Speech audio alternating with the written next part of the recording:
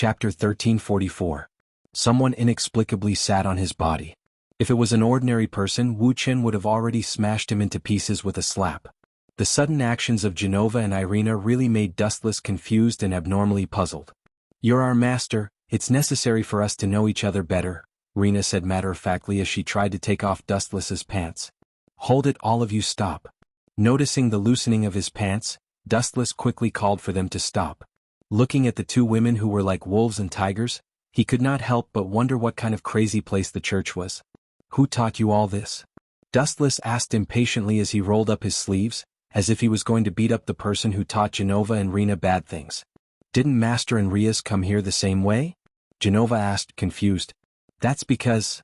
Hearing that, Dustless opened his mouth but found himself speechless. He did not expect Genova to see him being intimate with Rias. "Rias and I did it because... the reason is not important, I want to have children with Master," Genova said unreasonably as she pounced on Dustless's body and started tearing off his clothes. Rena was no exception.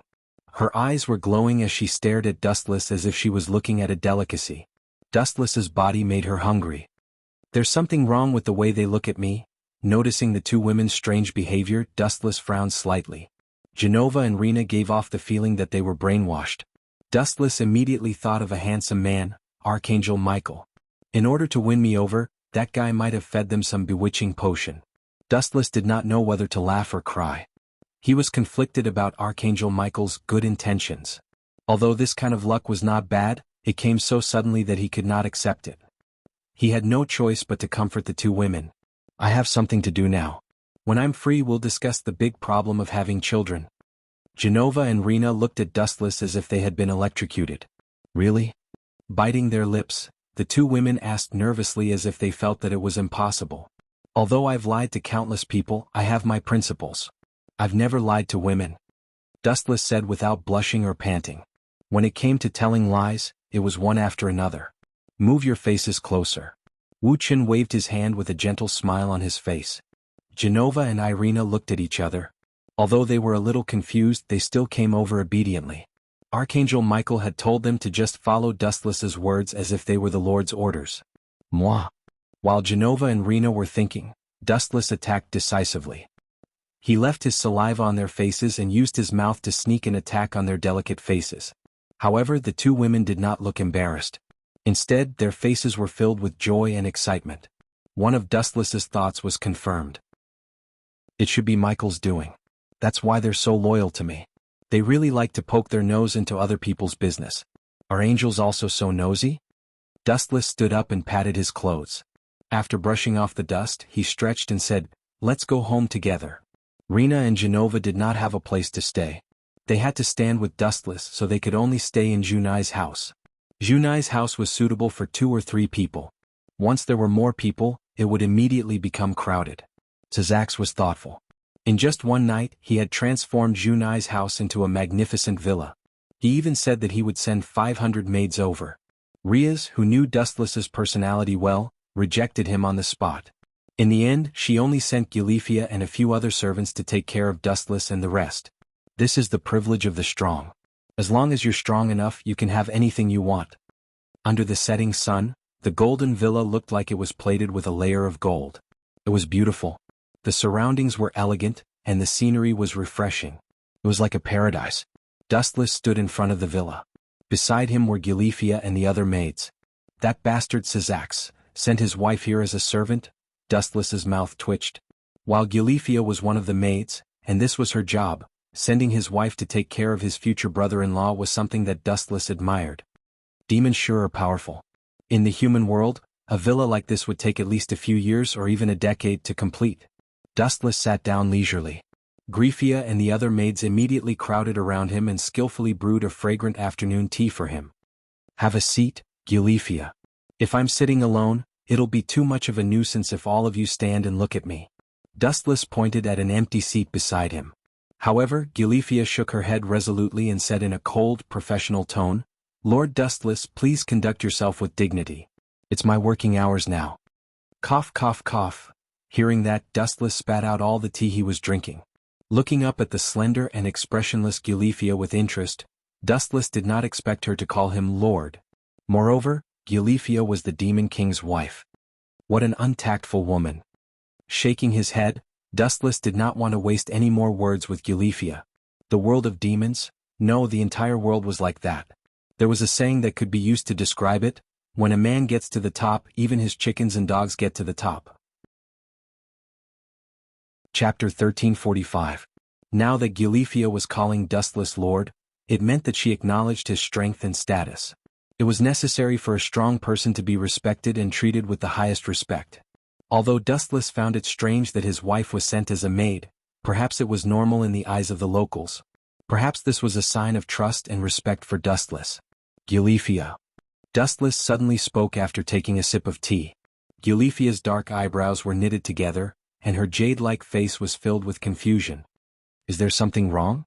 Lord Dustless. Of course there's something wrong. Hurry up and get rid of the word Lord, Dustless said with a straight face. Thinking back to what happened in the past, he started to hate this word. Anyone who called him Lord was either a traitor or someone who was plotting against him. Call me young master, I like it, Dustless said with a smile, but Gulifia didn't understand what he meant. Understood, young master Wuchen. Gu Leifei opened her mouth and replied softly. What a cold attitude, no different from a zombie. Shaking his head in boredom, Wuchen drank up the black tea. Then he rested his head on his arms and closed his eyes to take a nap. Gulifia didn't say anything and stood beside Dustless like a spear, like a female knight temporarily protecting Dustless's safety. Even if she knew it was unnecessary, she still did her job. Huff. Huff. His even breathing was very peaceful. Gulifia subconsciously turned her head, and saw Dustless's lazy posture with an infatuated smile on his face. He looked very satisfied and content. Perhaps this guy only shows his normal appearance when he's sleeping, Gulifia muttered to herself. Gulifia murmured in her heart. Normally, Dustless gave off a terrifying and evil vibe, but now he was at peace. Junai's house, or rather, a newly built mansion. The members of the Supernatural Research Department were all gathered, including the Gonko Berserk fiend, Teng Yicheng, and the cross-dressing young man Dustless saved a few days ago, Gasper. Training in the underworld? Dustless was speechless at Riaz's sudden announcement. Training was too boring and unnecessary for him. Of course, everyone must improve their strength. The Supernatural Research Department is a team, we can't rely on one person. Riaz glanced coquettishly at Dustless and said with a righteous tone. Hearing that, Dustless could only shrug helplessly. He actually agreed with Riaz's idea. His gaze swept across Junai, Kitten, Aisha, and the others, as well as Genova and Wisteria Irina. They definitely needed to improve their strength. Then let's go to the demonic realm. Dustless thought of Riaz's mother, Venelana's voluptuous body, and his calm mind was instantly shaken. Ever since he gave her a Logia devil fruit, Venelana listened to everything Dustless said and worshipped him like a god. She would never refuse Dustless's orders. Please wait for a moment, I'll go make some preparations. Seeing that Dustless and the rest had agreed, Gulifia began to prepare the items for their journey. On the way to the underworld, Dustless stared blankly at the scenery outside in a luxurious carriage exclusive to the Gimli family. Gulifia stood beside Dustless like a guardian deity. Don't always follow me, Gulifia. I have nothing to do now, so go rest. Dustless waved his hand impatiently. At first it felt good to be protected by Gulifia, but as time went on, Dustless could not accept it. She even followed Dustless to the point where she peed and peed. This is my responsibility, please don't make things difficult for me. Gulifia opened her mouth and indirectly rejected Dustless. This trip to the underworld is not just for training, right? I believe there are other issues. After a while, Dustless suddenly asked Gulifia. Gulifia frowned and remembered that Dustless was no longer the same as before. She gritted her teeth and said, This time, 3 factions have gathered in the underworld, and they have also invited the main god of the Norse mythology, Odin. At this point, Gulifia paused. Her meaning was self-evident. In order to deal with the threat of the Calamity Cluster, the demons, fallen angels, and angels had set their sights on the other factions. The Norse mythology was one of them. They're just looking for some random people to use as cover. Dustless curled his lips and said disdainfully. At the same time, he vaguely understood Syzax's purpose. He said proudly, apart from training, Syzax also wants me, your brother-in-law, to come and hold the fort, right? Gulifia was silent for a while before nodding. This time they were indeed using Dustless's power. After all, the main god of the Norse mythology had come this time. If they did not bring out some powerful characters, Syzax would feel embarrassed. Dustless was one of the best choices. Then you have to be careful. Don't fail miserably. Dustless reminded her in a friendly manner. He remembered that when Odin agreed to the alliance, an evil god called Loki came out to mess things up, causing a series of troubles later. Will someone come out to mess things up? Gulifia's gem-like clear eyes glowed with wisdom. She was also a smart person and understood Dustless's meaning after a short thought. Chapter 1346. Dustless nodded seriously. Not only did the evil god Loki come out to mess things up, but he was also inextricably linked to Calamity. Thank you for your kindness, young Master Dustless.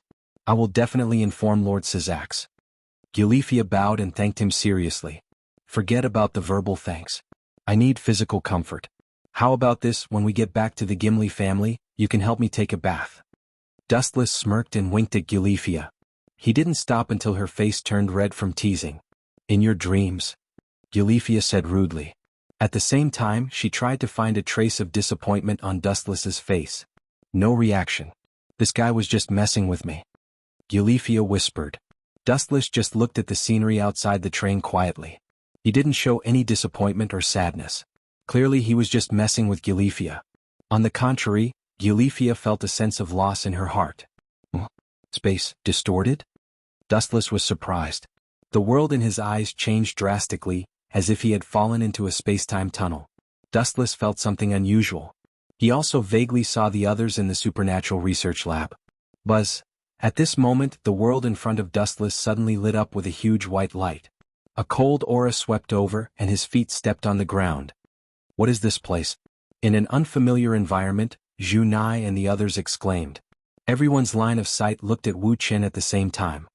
He had already become the deputy minister in name and in reality. It's probably a test made by some bored guy. Everyone relax. There's no need to be nervous.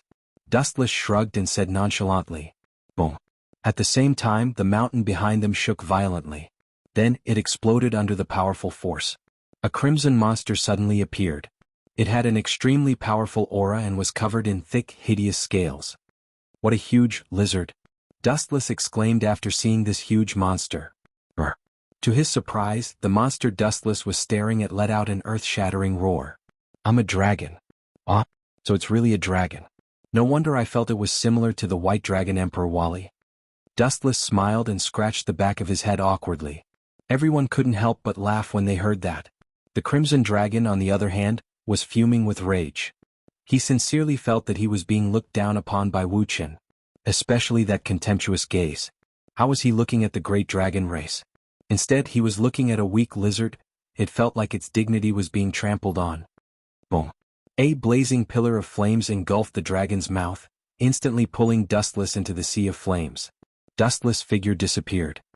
Brat, this is the consequence of offending and humiliating me. Looking at Dustless, who was burned to ashes, the dragon suddenly appeared and said. Then its huge eyes turned towards Zhu Nai and the others, revealing a look of devastation. I say, you can't be thinking that you can eliminate me with such a shallow move, right? Light appeared out of thin air and slowly condensed into Dustless's body. Looking at the huge lizard that was full of flaws, Dustless raised his hand and mercilessly kicked it. Lightspeed kick. A straight flash whizzed out. Although it was aware of the danger, it had already dodged quickly. However, no matter how fast it was not worth mentioning compared to light. It was inevitable that it would suffer a great loss in the end. Boom, boom, boom. The crimson lizard's head exploded with a blinding flash. The powerful explosion flattened the surrounding ground. The lizard was also blasted back. Its body smashed into the thick mountain before it could stop. The defense of this kind of scale armor is not bad. Dustless nodded secretly. The lightspeed kick only caused a shock to him, but it did not really hurt the dragon.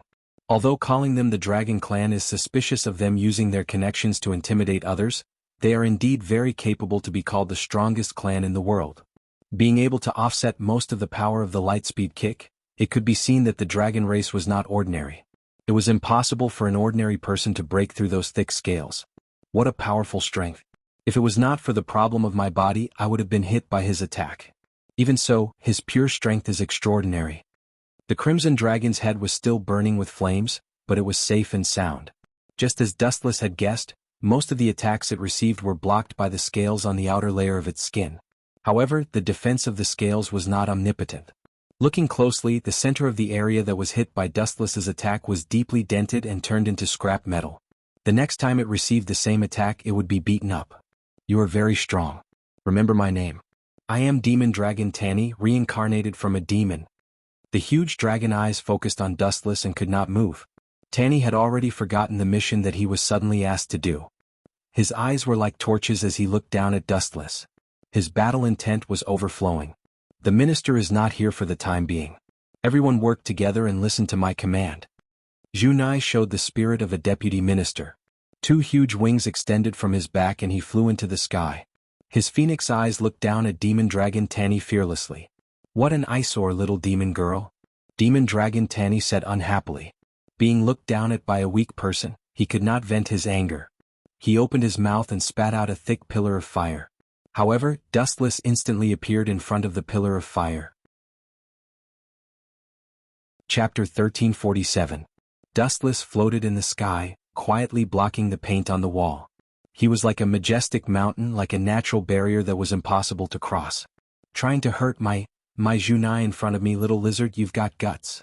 Dustless said faintly. He almost said my wife wrongly, but he quickly changed his words when he realized that something was wrong. You're just a firefly and you want to compete with the moon? You're asking for humiliation. Staring at the thick fire pillar that was coming at him, Dustless's eyes changed rapidly, vaguely flickering with black flames. His gaze focused on the incoming fire pillar. Amaterasu. The black netherworld descended from the sky, and without any time to react, it devoured and destroyed Demon Dragon Tanny's fire pillar at lightning speed. It had only been a few seconds from start to finish. Black flames? Demon Dragon Tanny, who was stunned, was shocked, and the way he looked at Dustless also changed. You're really strong, you're qualified to fight with me, puny guy. Demon Dragon Tanny's muscular wings flapped gently, and his huge body ignored the existence of gravity. He walked in the sky like a migratory bird, stopped in the clouds, and looked down at Dustless, who was abnormally tiny on the ground. Puny? You're right, you're really puny. Dustless sneered. His body was like a flood dam and endless chakra gushed out. A giant that could destroy heaven and earth was instantly formed. He wore a Tengu helmet on his head, and a simple and heavy samurai suit on his body. There were 2 long swords that could shatter the world at his waist, and it made one's scalp tingle. The golden giant stood between heaven and earth. Dustless was instantly as dazzling as the sun, and everyone couldn't move their eyes away from him, staring at him in a daze. His height of a few hundred meters was despairing. Even if one ignored the giant's strength, just his height alone was enough to make one tremble in fear. At first, Demon Dragon Tanny, who was soaring in the sky, looked down at Dustless, but now he was just wandering around the waist of Dustless's complete body, Kinsusunu. Gulp. The students of the Paranormal Research Department stared at the towering giant in awe. Due to its ridiculous height, it even blocked out the sun.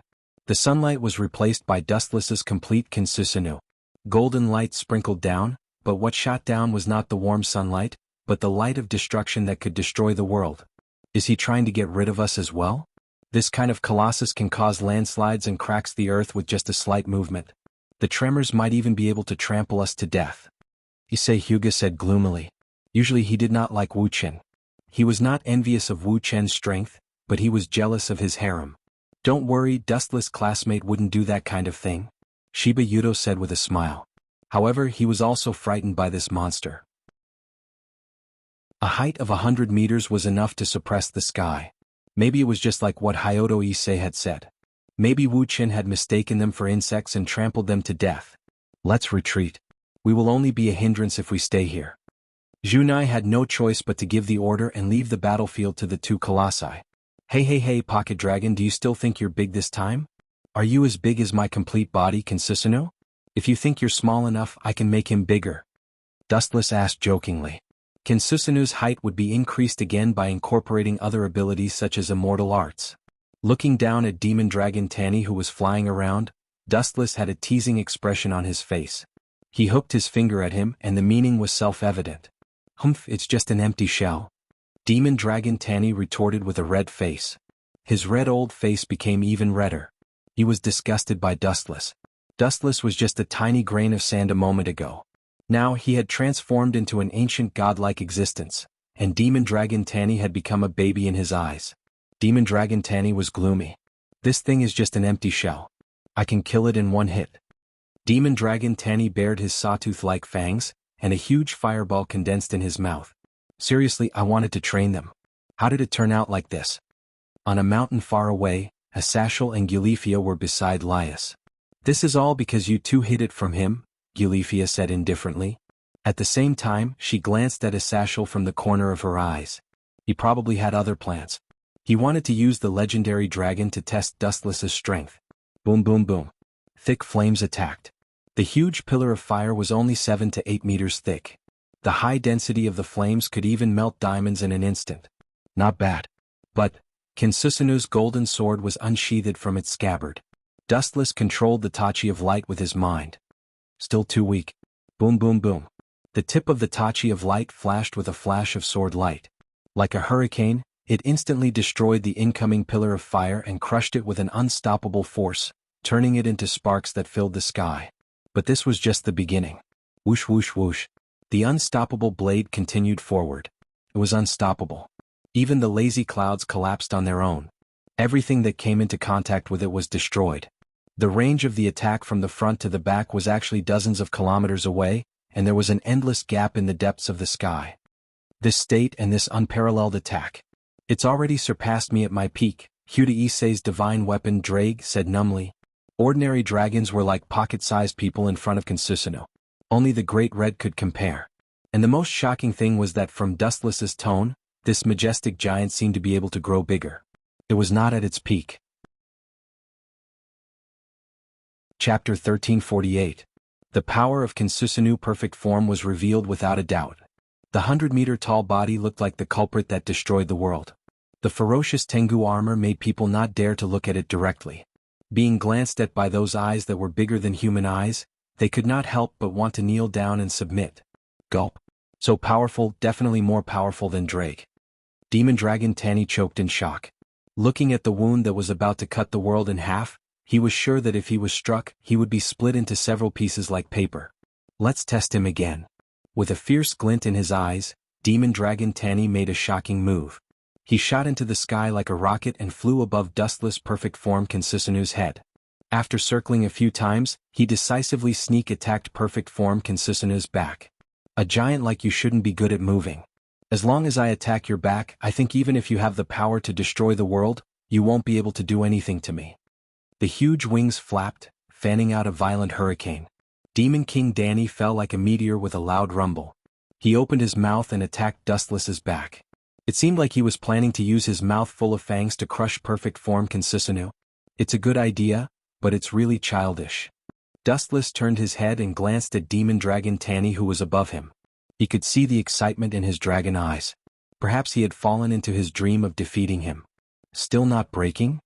In the blink of an eye, Demon Dragon Tanny approached perfect form Kinsusanu's back. He used all his strength to bite perfect form Kinsusanu. Crack crack crack. A crisp cracking sound suddenly came. Everyone thought that Dustless perfect form Kinsusanu had collapsed. Looking at the source, the result was shocking. The fangs in Demon Dragon Tanny's mouth were all shattered like powder. Not bad. It's still too difficult to tear apart Kinsusanu's complete body. Let's stop here. Two thick arms suddenly appeared on the shoulders of the perfect form Kinsusanu. While the Demon Dragon Tanny was grimacing in pain, the arms grabbed the legendary dragon like catching a rabbit. Ao ao ao ao. Feeling that his neck was being grabbed by a giant hand, the demonic dragon Tanny struggled with all his might. He shook his body and opened his mouth wide to spray high-density flames onto the complete Kinsusanu. However, nothing happened. Cough cough. That he. Lord Dustless, please forgive me for offending you. Everyone thought that demonic dragon Tanny would fight Dustless until one of them died in battle. Who would have thought that this majestic and domineering dragon would actually apologize with a flattering smile? This made everyone's jaws drop, especially Ito Ichij, who thought to himself, where is this dragon's integrity? You're a legendary dragon, so you have to pay attention to your image. You're a dragon, so don't ruin your whole race. Dustless looked down at the smiling demonic dragon Tanny. His cold face flashed with some warmth, and the perfect form Kinsusanu loosened his grip and let him go. Rias, this boring farce should be over now. He turned his head and revealed half of his face. The power of the Tensigan was boundless, as if it could see through the world. Riaz and Asashal, who were immersed in the darkness, also appeared in front of him. Cough cough, I'm sorry everyone. This sudden accident was actually a test from my brother. Riaz said helplessly and said awkwardly, that dragon's name is Tani. He was invited by my brother to train you all. Please don't mind. That was really a shock. Ito Ichich collapsed on the ground, and everyone felt that the mountain on their bodies disappeared. I don't mind, but I'm afraid that they can't take it. After all, a dragon is too much for them. Dustless shrugged and said indifferently. He did not organize Riaz's training, although he felt that it was very boring. This method of improving strength was also very slow, and in Dustless's view, there was no future. Long time no see, Tani. The Red Dragon Emperor's gauntlet glowed with emerald light, and Drake's hoarse voice entered everyone's ears. Long time no see, de Drake. Demonic Dragon Tani replied in a nervous tone. At the same time he peeked at Dustless from the corner of his eyes, afraid that Dustless would change his mind and tear him apart alive. He still could not control his body well.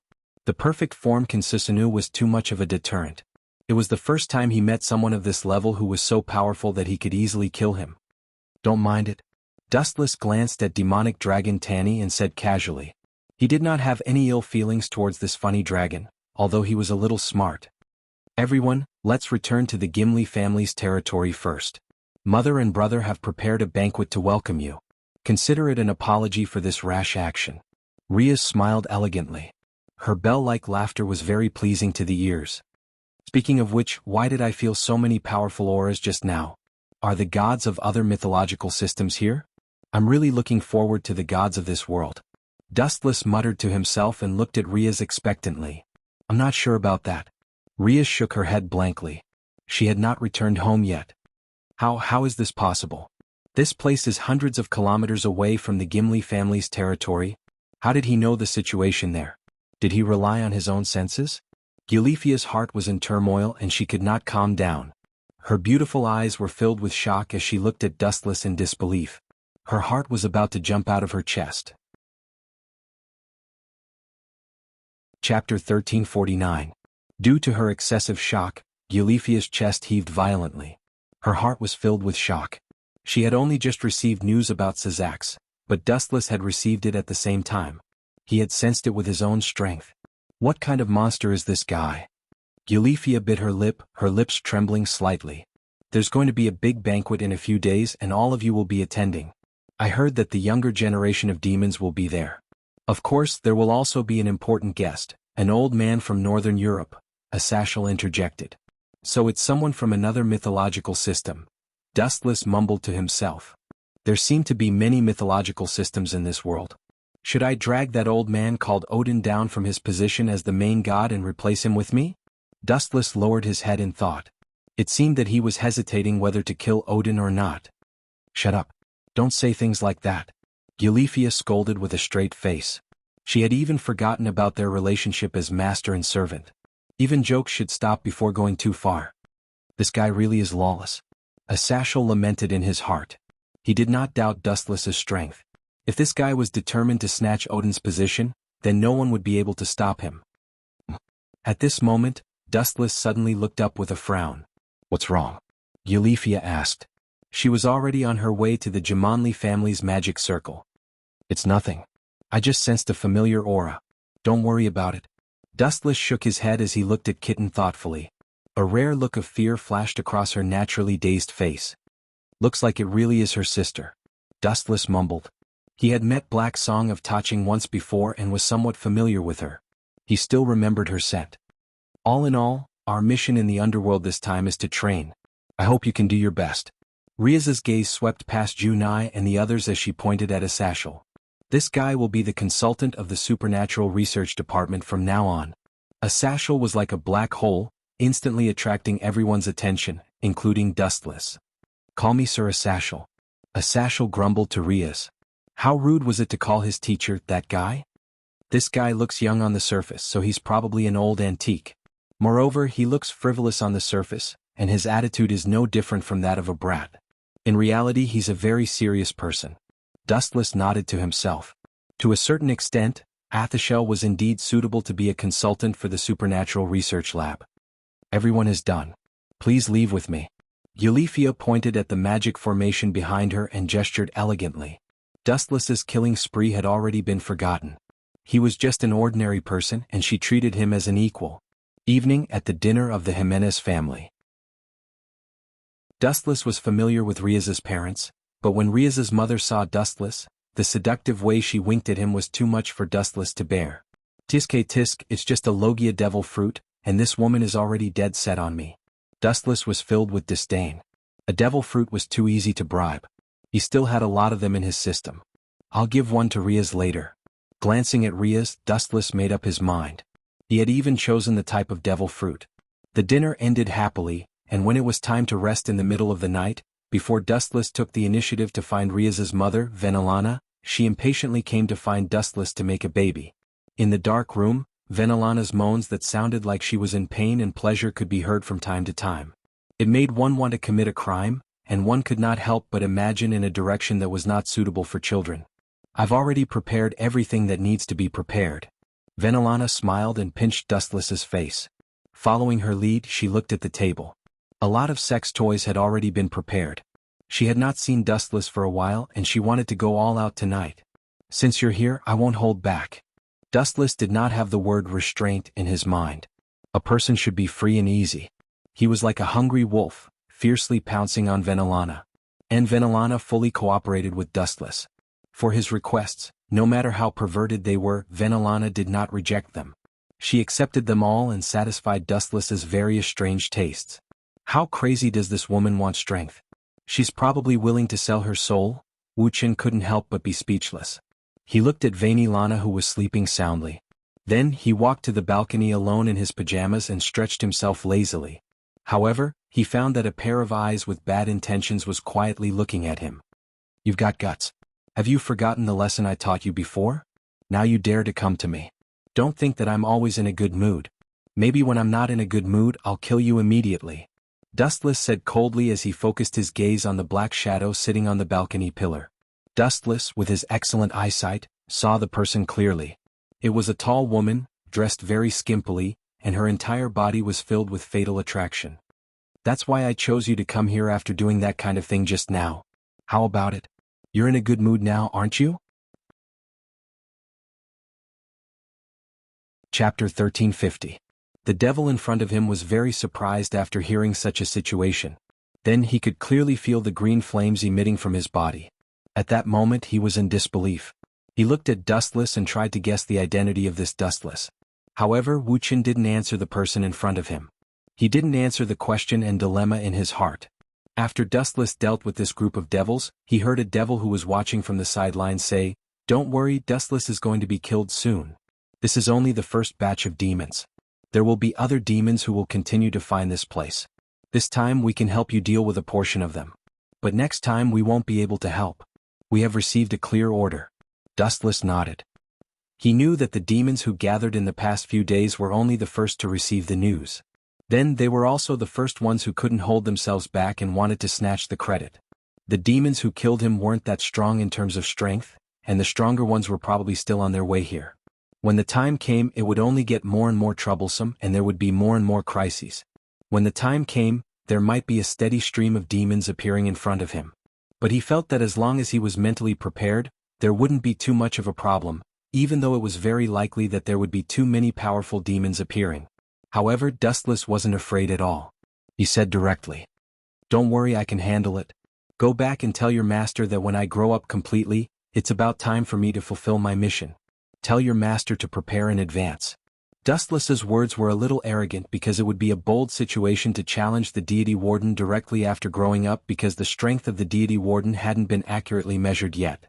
Logically speaking, it should be done one at a time. After understanding the strength of the deity warden steadily, it would be more reliable to launch an attack. In this way there wouldn't be any accidents and it would be more reassuring. However, Dustless's message was that he would challenge them as soon as he matured. Dustless wasn't sure if those first-rank demons would be like what he said, but he really intended to do so. Because when he felt that his strength was about the same, he could boldly challenge the demon god. There was no need for him to gain experience and fight steadily. He wasn't originally from this world, but he accidentally came to this world. Therefore he had to quickly do what he needed to do and then leave. Dustless reckoned that if he came here with such a body, then what he should do was to get rid of the demon god.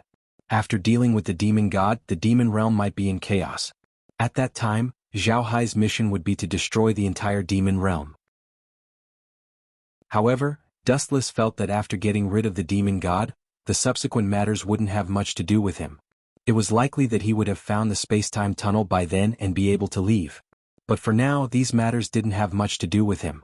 After all, he was still in the process of maturing, so he still needed to grow and have a certain foundation. In this way, he would be in a better position to negotiate. Dustless thought about it again. After thinking about all this, he went to rest. He wanted to recover his consumed strength as much as possible and prepare for tomorrow's battle. The next day after dawn, Dustless looked at the mess in his room and sighed. However, Dustless calculated the time. It was almost time for him to leave the city. After all, there were other exorcists in the city taking turns to take their turns. This way, the peace of this city could be maintained. After that, Dustless packed up and set off with his team. During this process, he told them the truth.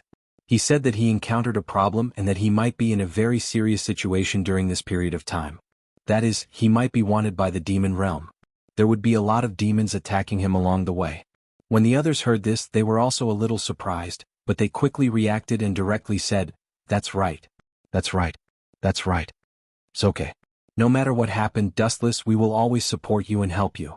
We won't let you fall into danger. After all, we have been standing side by side for so long, so our relationship should be quite deep. I don't think there's a problem." After hearing such words, Dustless was naturally very touched and nodded solemnly. He really felt that if it was possible, he should treat them a little better in this last situation. This way it could be regarded as repaying their care for him. When the last few people were on the road, they were directly intercepted by demons. Dustless specially counted the number of demons at this moment and estimated the level of those demons. Dustless felt that for the exorcists present, it was not a serious matter. Therefore, the few of them quickly cooperated and attacked those devils swiftly and neatly. There were a lot of devils, and it seemed like they had planned this beforehand. They were waiting for everyone to appear here so that they could attack them directly. Under such a situation, 3 demons appeared on Dustless's side. Moreover, these 3 demons seemed to have different strengths. These 3 demons should have a certain degree of tacit understanding and cooperation for a long time. They took turns to attack. When Dustless also launched an attack, they also quickly responded to a certain degree. It could be said that their cooperation was very complete, making Dustless feel a little difficult to attack. Dustless held the Tang saber in his hand, thinking about the flaws of these individuals. He also paid attention to the situation of the people around him. Chapter 1351. The sudden intruder was dressed in revealing clothing. A pair of heavy meatballs were half exposed, provoking people's most primitive desires. The girl's charming eyes were like silk, brimming with charm. "Touching Hago, I advise you to give up on the unrealistic idea of taking away your sister." Dustless drank the red wine in the goblet in one gulp. He indifferently refused. "If you want to take away Kitten, you must first have the resolve to kill me." Dustless's words made his position clear, causing Taching Hago to frown. "She is not related to you in any way. Why do you care so much about her?" Taching Heiji's beautiful eyes were overflowing with color. She really did not understand Dustless's scheme. She also did not think that Dustless was scheming about Kitten. This was completely nonsense. Kitten did not have anything that was worthy of Dustless's attention. "She is my fiancé's family." Dustless's eyes were filled with color. His confidence was obviously lacking. In other words, we sisters have no hope of reuniting in this lifetime? Her eyes were covered with a faint layer of water. Taching Heiji's eyes dimmed a lot, and her tone also carried a touch of desolation. Everyone's position is different. Some things cannot be changed. Dustless shrugged and said helplessly. However, his eyes were jumping with a sly look. "Actually, if you sisters want to reunite, it is very simple. It all depends on your will." Dustless's words woke her up. Taching Hago was like a chick that fell into the water. She quickly grabbed onto Dustless's arm. "Your little hand is so smooth." Taching Hago was stunned. She did not expect Dustless's hand to be as smooth as silk. His skin was unbelievably delicate. She could not help but rub it a few more times. This female wolf is really too much. Dustless's mouth twitched. It was always him who took advantage of others. When did he suffer a loss? A series of light laughter resounded in his ears. Touching Heiji's eyes that could make one commit a crime caused one's nerves to be in a mess. She really is a demon. Dustless secretly nodded his head. Even though his heart was as calm as an ancient well, there were faint ripples in it. Ordinary people might have already lost themselves in the gentleness of Black Song in Pagoda City, leading a drunken life in the countryside. As long as we resolve our relationship as sisters, I will be yours from now on. Her fragrant sandalwood mouth gently opened, and Deshang exhaled a fragrant scent. She, who was already extraordinarily charming, purposely revealed her mature figure, making people's blood boil. They couldn't help but want to agree to her conditions. Taking a glance at Vainilana, who was sleeping soundly, Taching Hage chuckled and said, "I can do what she did with you too. Actually, it's very simple. You still have the initiative." Dustless was not tempted. He passed the ball to Deshang Hegu, indicating for him to settle it himself. "You just explain the method. It's actually very simple. As long as you become Riaz's dependent like kitten, all these problems will be solved. There won't be any confrontational relationship between the two of you due to different factions, and you can be together every day." Dustless chuckled and leaned against the wall peacefully. He looked calm and composed, and he was not afraid of her rejection at all. "You want to poach Wally?" Narrowing her eyes, Deshang Hage suddenly understood. If she jumped ship to Riaz's side, there was indeed no one who could stop her from meeting Kitten. "Poach? Aren't these words too unpleasant to hear? I'm guiding you onto the right path. Do you think that I'm not as good as that arrogant lizard kid?" When Dustless mentioned himself, he was in high spirits, but when he talked about Wally, his face was full of sneers. He mercilessly retaliated. "His vision is too narrow. Do you think he can defeat the Great Red with his strength? That kid always gives me the feeling that he hasn't even graduated from kindergarten." "You're insulting my boss in front of me. Is this really okay?" Deshang Hage asked speechlessly. Dustless really did not treat her as an outsider at all. He completely treated her as one of his own. "This is the truth," Dustless reiterated, "not to mention that Lizard Kid is my enemy. Every man for himself. After I kill Wally in the future, you'll still have to find another place. It's not hard to find a suitable home now. Of course, if you want to think of it as poaching Wally, that's fine too." Dustless stared at Deshang Hage's little face and said, "Give me time to think about it." Deshang Hage lowered her head and fell into a dilemma. She was tempted by Dustless's suggestion. Listening to Dustless's tone, she smelled a trace of cold, murderous intent. If Wally really died in the future, she had to find a suitable home. Dustless in front of her was indeed not bad. He completely defeated White Dragon King Wally in all aspects. "Give me 7 days to think about it." Taking a deep breath, Deshang Hage chose to leave for a while. Her mind was in a mess right now. She could not think steadily and was unable to concentrate. "No problem." Dustless slightly nodded and immediately continued, "Remember, if you stand on Wally's side, you can forget about seeing Kitten in your life. You should know my strength. It's easy to stop the two of you from seeing each other." Hearing this, Deshang Hage's hard-won good impression of Dustless instantly disappeared. This guy relied on his strength to be so despicable and ruthless. He did not have the style of a strong person at all. "Don't stare at me like you want to eat me. You should understand that this is the territory of the Gimli family. I can completely treat you as an enemy and take you as my own. You're still a virgin right now. You have to thank me for my kindness." Dustless proudly revealed an expression that said, "You have to thank me." So shameless. Deshang Hage was defeated and left. She was really afraid that Dustless would force her to stay. Chapter 1352. After witnessing Black Song of Tower City turn into a black wind and disappear, Silver returned to hug Vainilana and fell asleep peacefully. The next morning the sky was turning bright. Vainilana, who woke up first, took a deep look at Dustless before leaving quietly. As for when Dustless attacked, it was already late in the morning. Time was tight, and the dependents of the Supernatural Research Department were all undergoing intense training. Only Dustless was walking around in boredom. He had nothing to train and no one could train him. Bored, he strolled around the Gemengli family's territory alone to kill time. It seems to be the same as the human world. There's nothing special about it. On the streets, Dustless strolled around looking left and right. He realized that it was the same as human society. There were all kinds of supermarkets and peddlers selling vegetables and fruits. The only difference between them and humans was that they were all demons with black wings. Thud, thud, thud. Suddenly there were messy footsteps in front of him. Dustless raised his head instinctively. Bang bang bang. A ferocious force came from the front, and Dustless, who was caught off guard, was sent flying. Ouch f***ck. Dustless sat on the ground and touched his red forehead. It hurt a little. Just as he was about to teach the bastard who attacked him a lesson, a delicate arm suddenly grabbed him. I'm sorry, are you all right? A pleasant and crisp voice asked. It seemed to be the person who bumped into him. I'm fine. Dustless complained with a dark expression. He was knocked down by someone for no reason due to his carelessness. How could he endure this? Unable to restrain his anger, he raised his head and roared angrily out of humiliation. How dare you, you are... The words at the tip of Wu Chen's tongue stopped abruptly. What entered his sight was a silver-haired girl with an extraordinary appearance. Her watery eyes were moving nimbly, and her face was full of apologies. Silver hair drooped down on Dustless's head. The 3,000 strands of willow hair were filled with an elegant fragrance. It was very pleasant to the smell. The young girl's skin was fair and beautiful, her facial features were as beautiful as the moon, her bright eyes sparkled like stars, and her delicate red lips were like a blooming poppy flower, emitting a magical power. The young girl's face was filled with nervousness as she nervously looked at Dustless. After a while, she let out a sigh of relief. It seems like he's not injured. Otherwise there would be another expense. It smells really good.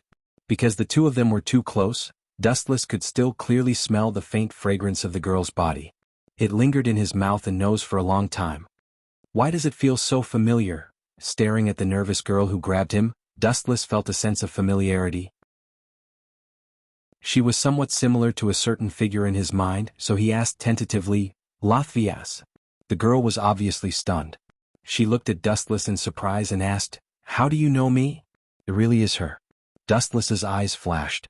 He did not expect to meet this Valkyrie here. Latvias is Odin's bodyguard, which indirectly means that the main god called Odin is also here.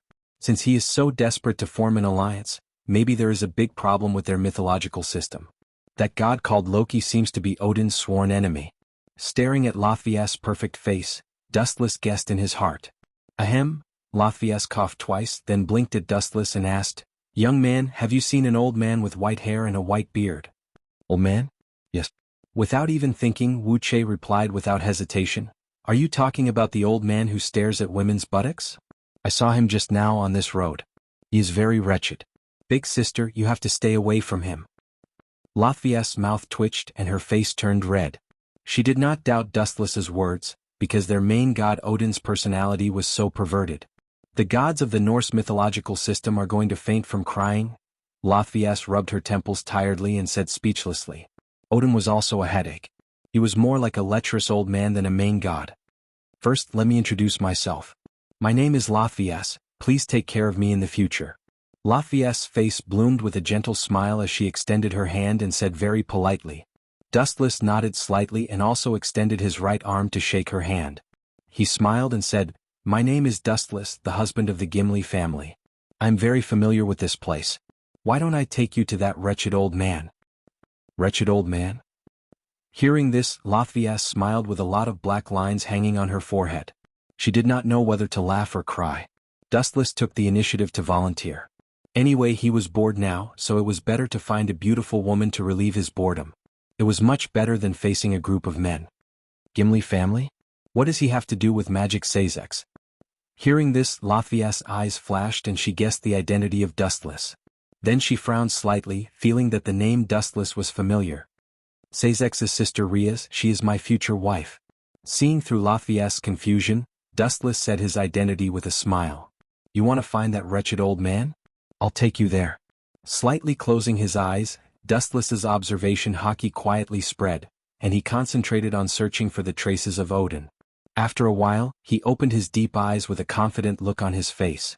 Apparently he noticed the existence of Odin. He simply took Latvias' small hand. The latter's face suddenly turned red, and she gave up after struggling for a while. Her first impression of Dustless was also good, and he did not seem like the kind of person who had a dirty mind.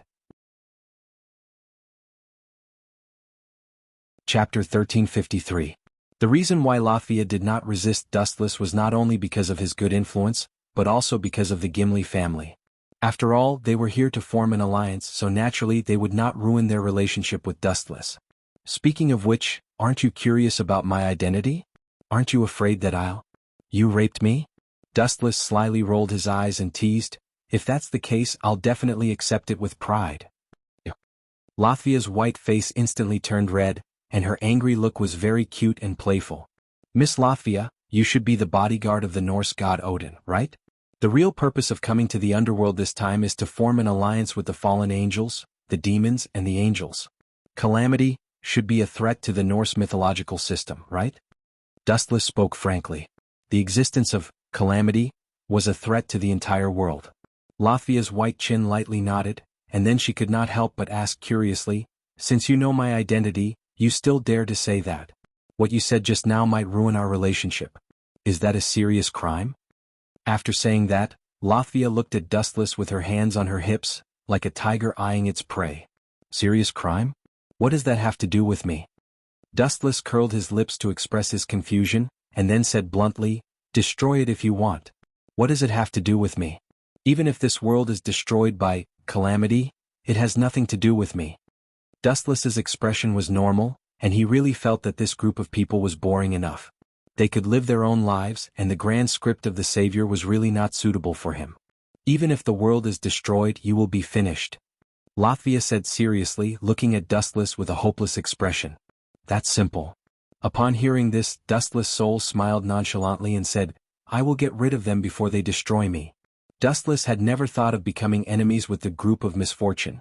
But if they didn't know what was good for them, such as White Dragon Emperor Wally, who took the initiative to come to him, Dustless wouldn't be polite. Dustless would generously send his enemies to their deaths if they took the initiative to send them to their deaths. By the way, are you sure you can find Sir Odin? Rose Vyse questioned. She felt that Dustless's sloppy behavior was a little strange. Odin hasn't been found yet, but there is a group of people who came to trouble us. Observation hockey expanded, and Dustless found a large number of killers ambushed on both sides of the street. Hearing this, Lothwise frowned slightly and looked at Dustless in confusion. Just as she was about to ask him what happened, countless black shadows suddenly attacked and surrounded the two of them. You sure have a lot of enemies, Lothwise said with a frown, her tone turning cold. I think you are mistaken. This group of people is coming for you. Dustless glanced at Lothwise gently and said softly, as long as you die, I don't think the alliance of several forces will be so smooth, and there is even a possibility that they will part ways. Am I that important? I'm just an insignificant bodyguard. Lothwise was speechless and felt that Dustless was shirking his responsibility. Don't belittle yourself. You've been Odin's bodyguard for so many years and your status isn't low. If you were killed for no reason, that old man Odin would definitely get angry. And this is the territory of the Gimli family. When the time comes, a battle will be unavoidable. Wuxia calmly analyzed. His analysis was well-grounded, and no one could find a reason to refute it. TSK. But this group of people who came to sneak attack me forgot a major problem. Immediately afterward, Dustless continued to add, it's okay to attack you, but they dare to attack me, they are bold. After saying that, Dustless revealed a terrifying demonic smile. Like a hunter lurking in the wilderness, his eyes shot out an oily green light that could devour people. Strange, why do I feel that this guy is familiar but I can't remember specifically? Lothwise stomped her feet angrily, but Dustless had already launched a fatal attack. Boom boom boom. A majestic, insubstantial energy ripple erupted from Dustless's body and spread hundreds of meters away in the blink of an eye. Those who came into contact with the energy ripple all frothed at the mouth. And in the sky, a huge rift had been torn open. What is this feeling? Luisiwi's eyes were filled with panic as she looked at Dustless in disbelief. Even though the airwave wasn't deliberately released to target her, it was still oppressive. It was as though she had encountered her natural enemy, and her entire body was trembling slightly. Luisiwi even felt that with just a thought from Dustless, she would be crushed to pieces. Who are you? Suppressing the shock in her heart, Lothwise asked. The black-clothed people surrounding them were instantly killed, all of them frothing at the mouth and rolling their eyes. My name is Dustless, I've told you before. Dustless crossed his arms and said casually. Suddenly, he felt an unusual energy fluctuation in the sky. Is the main culprit of the sneak attack here? Quietly staring at the mysterious magic circle in the void, Dustless smelled an unusual energy fluctuation. Dustless. All right, I remember now. The Dustless who killed the fallen angel Cadre and almost killed the White Dragon Emperor Wally in an instant. Lothwise rubbed her eyes and suddenly realized that she had heard the legend of Dustless's abnormal power. After hearing the rumors of Dustless's heaven-defying strength, Lothwise also became a fan of Dustless. Chapter 1354. Lusvias was extremely excited. Her eyes sparkled with starlight as she looked at Dustless with 2 stars in her eyes. This woman has changed so much. Women are indeed fickle creatures. Dustless felt uncomfortable under this inexplicable gaze. For some reason he felt as though Lothviather was going to swallow him. He had to change the topic. I think he's the culprit who attacked us just now. Dustless looked at the distant sky. The magic circle there was clearly visible. This magic circle. I don't know much about magic, but I'm sure that the person who attacked us is definitely not ordinary. Dustless explained with great interest. Crack, crack, crack. At the same time, the sky exploded with a crisp sound like a mirror. Countless cracks appeared in the boundless void, crisscrossing like a spider web. Buzz, buzz, buzz. Majestic magic waves spread out, and the entire sky shook violently. It seemed like it could not hold on any longer. Not bad. After a few rough glances, Dustless estimated the approximate strength of the intruder. Based on the energy waves in this world, it was probably someone on the level of a god. Just not bad. Los Valles, who was beside him, smiled bitterly. Dustless was bold, but this unusual energy wave made her shudder. Her body was about to be crushed. In other words, it was like the absolute suppression of a higher life form over a lower life form. It was full of disdain.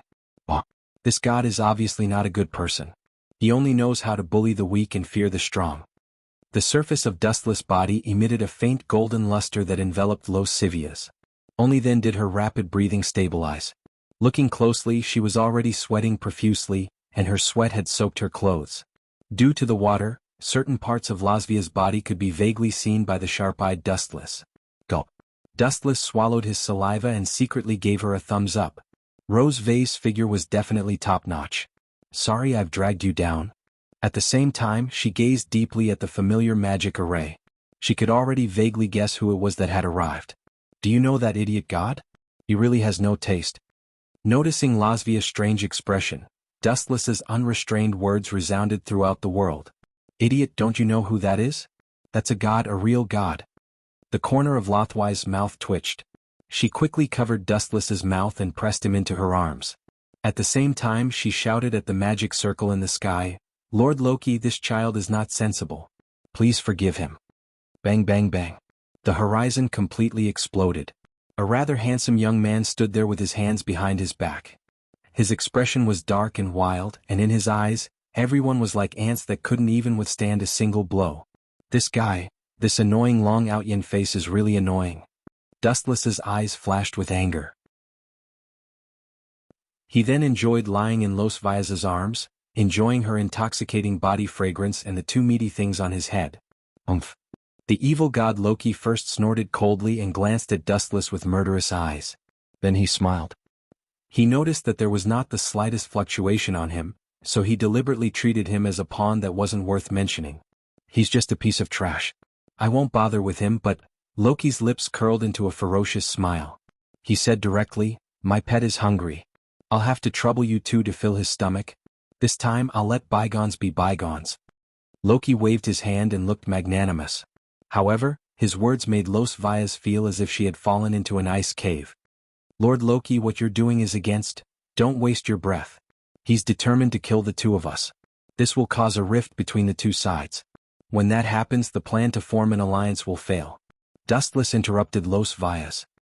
He looked at Loki, who was standing in the void, and a strange look flashed in his eyes. Whoa, whoa, whoa, whoa. At the same time, a hysterical roar shook the sky. Violent winds and waves came at them. The surrounding buildings were destroyed, and the streets that were filled with people turned into ruins in the blink of an eye. This beast, oh no, what's the name of this wolf? Dustless asked Los Valles innocently. I say, you're not doing this on purpose, are you? That wolf's name is Fenrir. Los Valles fiercely pinched Dustless's face and asked with a dark expression. Woo woo woo. Woo woo. The silver wolf roared angrily at the sky. The sky seemed to tremble as a huge ripple spread across the entire sky. It was as if even the heavens were afraid of his power. Seeing this, Dustless just smiled and replied coldly with an expressionless face, "The world has changed. It's just a mere beast and it dares to bare its teeth at people. As expected, the world is deteriorating day by day. Let's retreat quickly. The two of us together are no match for it. We must not let Loki's scheme succeed." At this point, Los Vias had also given up on the idea of fighting. Fenrir was already a ferocious demon. If the evil god Loki joined in, the two of them had no chance of winning. "Run? Do you think the two of us can outrun these two crazy gods?" Dustless stood up and stretched. His eyes were filled with a cold light. "Then what do you plan to do?" Los Vias, who was at a loss, sighed. Her voice was filled with despair. "It's very simple. I'll use my fist to tell that beast whose fist is stronger." Chapter 1355. Dustless's words caused the entire sky to become solemn, including Loki, who was standing in the void with his hands behind his back. He looked at Dustless's confident little face as if he was looking at a ghost. That extremely convincing and arrogant speech was definitely not something he said casually to fool people. "Are you crazy?" Los Via, who recovered from her shock, was the first to question. At the same time, she used all her strength to pull Dustless away, but it was in vain. The latter's body was fixed like a wedge and it was difficult to move. "Ow ow ow ow." The hungry wolf Fenrir was furious, the hair on its body stood up, and it bared its teeth at Dustless. There was even saliva dripping from the corner of its mouth. "Ignorant and arrogant human, go to hell," Luotian said indifferently, and with a wave of her hand, Fenrir jumped up, turned into a huge monster and pounced down. It opened its big mouth as if it wanted to swallow Dustless and Los Via together. "Want to form an alliance? Did I allow it?" Loki sneered, his tone was filled with endless arrogance. "Ow ow ow." Fenrir, who rushed over, was about to swallow Dustless and Los Via into its mouth. "I can't believe I'm going to die so inexplicably, damn it, I still don't have a boyfriend, God is really bad to me." Los Via knelt on the ground in despair, and her pretty face lost its luster. "No matter how I die, I can't be swallowed by a hungry wolf, no matter what his identity is." Dustless stood up and stretched, his face outlined a cold arc, when Fenrir's ferocious and smelly huge teeth were about to swallow him. A powerful attack from the dark clouds fell from the sky. Boom boom boom, Dustless's right eye changed dramatically, the eyeball was like a flower, mysterious and beautiful. In a hurry, Dustless did not hesitate to release the Tensigen. The repulsive force that was enough to shake the world rose from Dustless's palm into the sky. Boom boom boom boom boom, Fenrir was fatally injured. His huge body trembled violently, and then, under the shocked gazes of Loki and Los Via, he was sent flying. Bang bang bang. The earth-shaking repulsive force sent Fenrir flying several hundred meters away. Gulp. A look of panic appeared on Loki's face and his eyes were filled with shock. "Are you kidding me? You actually sent my baby flying? You even sent him flying so far away?" Rocky roared abnormally. Due to excessive shock, his voice was incomparably sharp. It sounded extremely ear-piercing and made people's hair stand on end. "Are you all right, Fenrir?" Loki's face was dark. After being attacked so seriously, even he felt uncomfortable. "Evil god Loki. Do you have time to worry about others?" A large number of photons gathered behind Loki, and then a cold voice rushed into his earpiece. When he was about to open the defensive magic circle, it was already too late. A heavy kick came down from the sky. Lightspeed kick. The flashing foot mercilessly hit Loki's head. His mind suddenly trembled and his worldview seemed to have been kicked out. His mind was in a blur. Boom boom boom. Attacked by a powerful force, Loki's body fell to the ground. His body came into close contact with the ground, smashing out a shocking deep pit. His head was covered in blood as he lay in the pit. Am I dreaming? Lord Loki and Fenrir were instantly killed by that guy.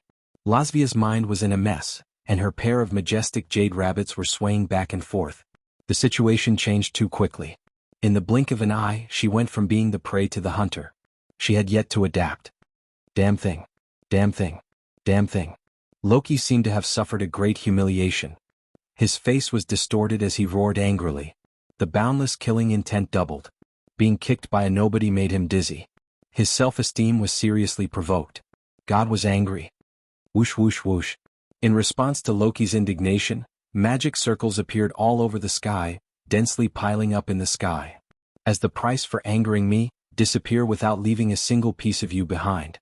The silent magic circles rippled with destructive light. It was not just one or two magic circles, but the magic circles in the sky were blooming with the brutal light of destruction. Disappear. Under Loki's command, the light that was brewing in the magic circles shot out. The originally blue sky was suddenly covered by the light of destruction. Because there were too many of them, the light of destruction condensed together and turned into a light of destruction that covered the sky and smashed down. Boom, boom, boom. The moment it came into contact with Dustless's body, the void shook violently. Dustless's body also disappeared completely. Just as Loki said before, there was not even a trace of him left. This is the price for offending me, stupid guy. Loki curled his lips and said disdainfully. Waves of golden light floated in the vast sky. It was very warm and sacred. It gathered in one direction and finally compressed into a vague outline of a human. Light? How could such a thing appear? Frowning, Loki stared at the human outline compressed by the light. Combined with the light-speed kick that Dustless used just now, he suddenly had a bad idea. Very good, very powerful attack. The ethereal and abrupt voice rang in his ears, mocking Loki without leaving a trace. His old face instantly became very gloomy. If this attack is really powerful, why didn't your damn thing work? But I'm sorry, I'm the flash person who ate the flash fruit. This kind of pure physical attack doesn't work on me. All your attacks are useless against me. You're just asking to be humiliated. Chapter 1356. Loki's face was black. Dustless's words were tantamount to a direct slap in his face, and it was a very loud one. The meaning of these words was obviously, I will stand still and let you hit me, but you can't hit me. Awoo! At the same time, Fenrir, who was previously sent flying by the Tensigan, roared again. Dustless's powerful strength not only didn't hurt him, but it also stirred up the anger in Fenrir's heart. It's worthy of being a powerful species that can rival the gods. Dustless nodded secretly. This ugly big dog was very powerful, at least he was very good at fighting. Show me here, your enemy is me, Loki. Rocky roared. Dustless's indifferent expression made him feel like he was being looked down upon. Whoosh! The boundless magic array spread out again, and a large black area like before, piled up all over the sky, emitting a bright destructive light wave. Still the same trick. Dustless raised his eyebrows slightly, and the power of the Tensigan in his right eye was twisted, and his own form also changed. The emerald light wrapped his whole body, and several green pillars floated behind him. Dustless's temperament also changed greatly, and his eyes were filled with arrogance. Only with the strength of a god can I defeat a god like you. Glancing at Loki faintly, several green pillars behind Dustless moved, and they all liquefied and gathered in the palm of Dustless. The golden light could be vaguely seen, gathering in the palm of Dustless, but it was very weak, as if it would be extinguished at any time by the wind. What's the use of the light of a firefly? Who do you think your enemy is? I am a god, Loki. Loki said proudly, especially when he mentioned the word god. He deliberately emphasized the word. However, Dustless just glanced at him with pity. Loki may be a god, but he is definitely the weakest god that Dustless has ever confronted so far. Buzz. More and more magic arrays spread throughout the void, and looking at Loki's distorted face, it seemed that the whole world was turned into a magic array. It's time to end this. With a cold look in his eyes, Dustless threw out the light in his hand like a sharp sword with all his strength. The weak light expanded thousands of times. Golden Wheel Reincarnation Explosion. The faint golden light turned into a sword of light that could destroy the entire world. Its length exceeded the limit of what the eye could capture, and it attacked the entire sky like a wave. Ka. The magic circles that came into contact with it all collapsed and were shattered by the absolute power. The withered pieces of the magic circles were no different from the broken pieces of a mirror, reflecting Loki's stunned old face. Ao. At the same time, Fenrir seized the opportunity. His huge body accelerated without limit. His four limbs gathered explosive power. When he got close to Dustless, he jumped up and pounced towards the sky. For a dog to be able to jump so high, you can be considered to have set a new record. You deserve to be praised. Dustless sneered, and his boiling spiritual pressure turned into a powerful attack to suppress it. Faintly revealing the coat of arms, the arrogant and unruly talent. After chanting the ancient incantation at the fastest speed, the environment around Fenrir immediately changed. He was in the ropeway of the huge coffin. Ao. Inside the dead silent coffin, Fenrir screamed in panic, but no one paid attention to him. It was as if the whole world had abandoned him. Then Fenrir found that he was locked on by countless sharp points. Swoosh swoosh swoosh. Thousands of invisible blades shot out at the same time, attacking every cell in Fenrir's body. Puchi, puchi, puchi. Although Fenrir avoided some of the deadly invisible blades, there were too many of them. It was inevitable that he would be injured. Soon, his huge body was dripping with blood and his skin and flesh were exposed. His breath was also very weak. There were scars all over his body as if he had been cut by 1,000 blades. His white bones could still be seen. Bang bang bang. After a while, the black coffin collapsed, and the half-dead Fenrir fell to the ground. He was only one step away from death. The scars all over his body made people think about how horrible Fenrir had been treated. Even though he had lost consciousness, Fenrir was still trembling in fear. Ah, damn it. What did you do to my baby, you bastard? I want you to pay with your blood. Loki, who had lost control of his mind, roared. His eyes were about to burst. Go. So powerful. Lothwise, who was stunned, was horrified. She did not expect Dustless to be so strong. Loki and Fenrir were like rabbits that he could play with at will. Lord Odin's decision to form an alliance with the demons is too wise. At first, Lothwise still had doubts about the alliance. Now, according to Dustless's strength, it was a good deal. After all, he was the son-in-law of the Gimli family, and the Norse mythology system would definitely rise with him. Do you want to be like him, Loki? Dustless asked faintly. His light tone was weak, and it gave people the feeling that he was holding up the situation. However, no one dared to question him. After all, Fenrir was a lesson. It was fine if Dustless did not say it. Once he said it, Loki's heart ached. Fenrir was almost sent to hell by Dustless. If he turned a deaf ear to this hatred, he would not be able to survive in the future. He would probably be laughed at when he returned to Northern Europe. I can't let it go like this. I'm a god. How can I lose to such an unknown brat?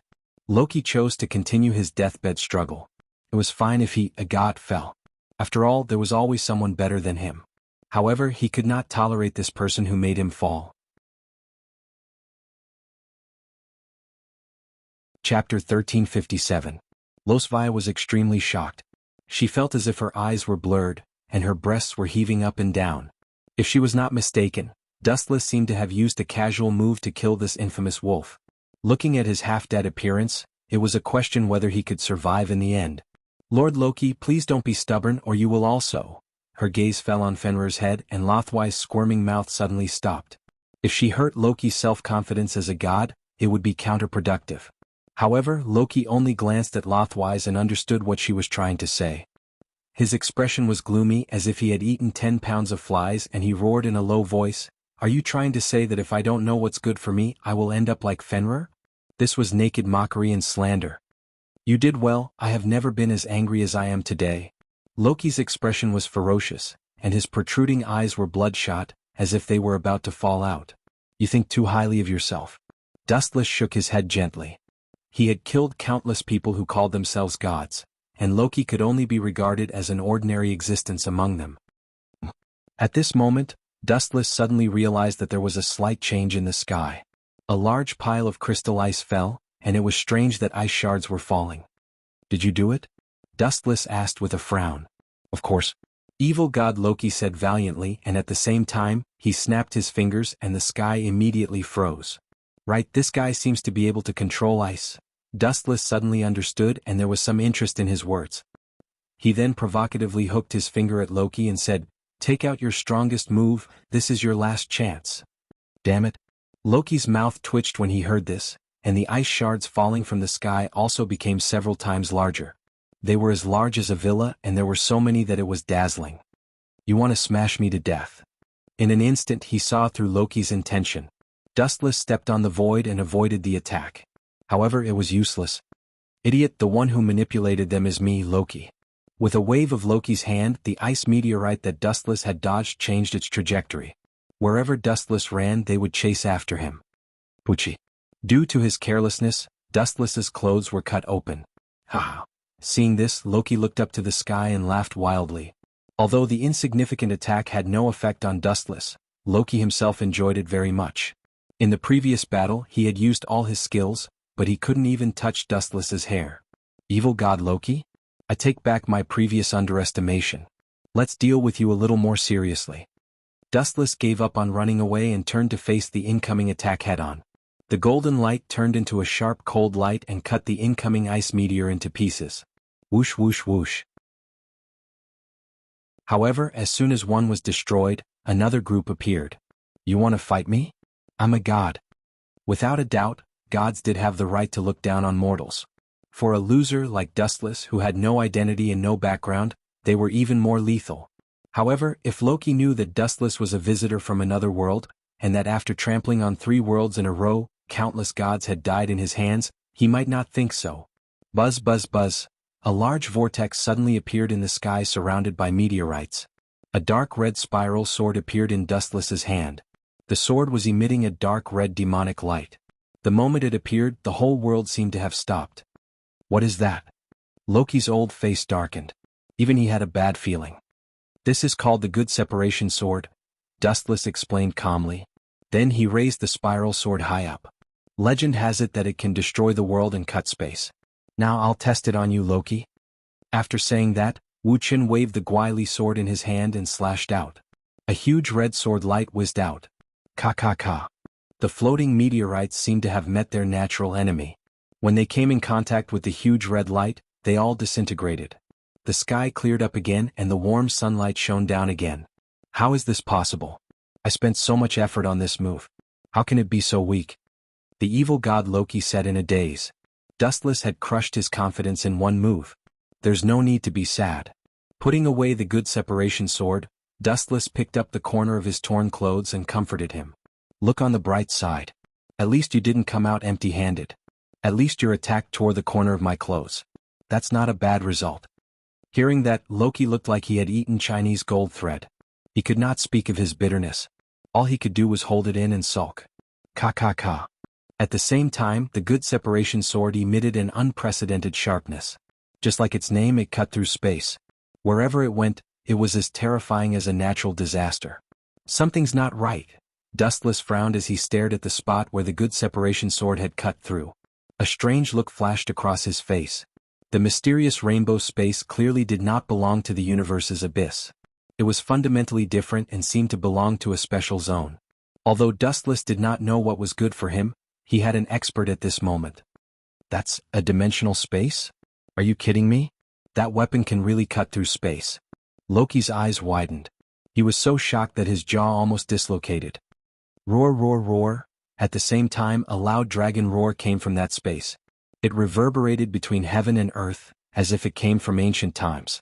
Could it be? A majestic crimson body suddenly appeared in his mind. Dustless could vaguely guess what kind of person it was.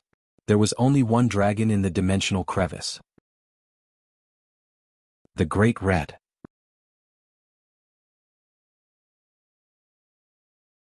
Chapter 1358. Although it's just a personal guess, there seems to be no one else in the dimensional crack except for the Great Red. The infinite dragon god Orpheus was driven out by the Great Red a long time ago, and no one can associate it with the red dragon recorded in the nerves. Bastard, could it be that it's... Loki's face also changed greatly, showing a rare look of awe. The Great Red is a powerful existence that even the gods are afraid of. It seems that it's not wrong. Seeing this, Dustless's expression showed a touch of curiosity, and his boundless observation hockey spread.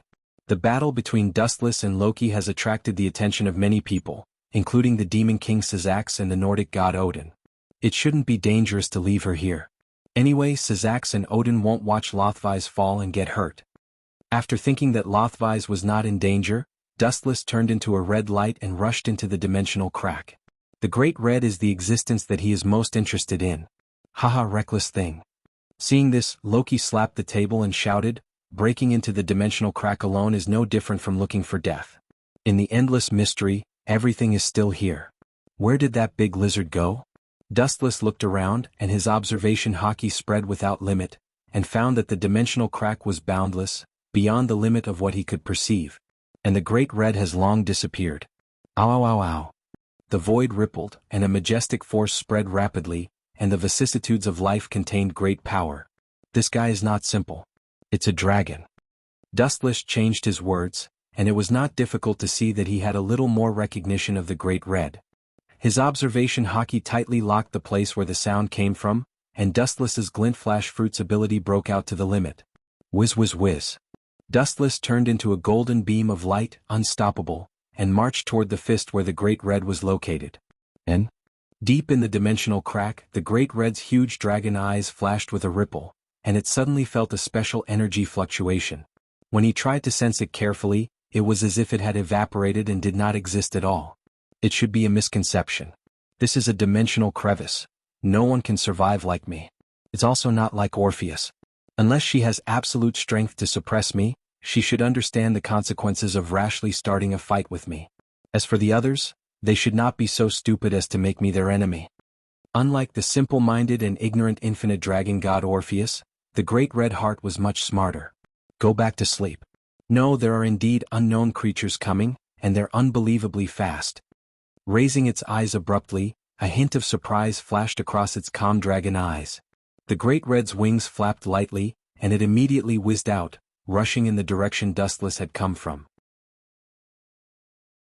This intense feeling and powerful energy fluctuation was definitely not an illusion. Could it be that Orpheus is here? I don't think so. As the Great Red flew at full speed, it wondered who would be so exaggerated as to completely ignore the uniqueness of the dimensional crevice and fly at full speed. And its target was him.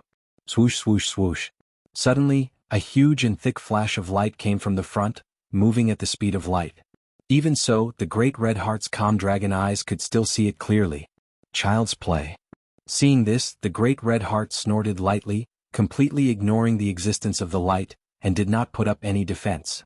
Flapping its wings, it directly charged forward without fear. It seemed like he wanted to use the hardness of his body to directly withstand the attack of the light. Bam bam bam. The gorgeous golden light did not explode, but it was scattered by the Great Red's valiant body. Ah! The red dragon recorded in the Bible's Revelation, the Great Red, is indeed not to be underestimated. How unimaginable is the hardness of this body to be able to completely ignore the attack of the light-speed kick. Ripples appeared in the silent sky, and Dustless's voice entered the Great Red's ears. Buzz buzz buzz, a large number of photons gathered and condensed into a human silhouette, revealing Dustless's original body under the Great Red's puzzled gaze. Awoo! Staring at Dustless, the Great Red locked onto Dustless with an unfriendly expression. A strange sound came from its dragon mouth, as if it was asking Dustless why he attacked it and trespassed into its territory.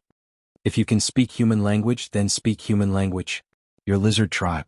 Oh no, I don't understand the bird language of your dragon tribe. Dustless stared at its huge dragon eyes, showing no fear at all. Awoo! Obviously, unlike Dustless, the Great Red could understand what he was saying, and even understood the meaning behind it.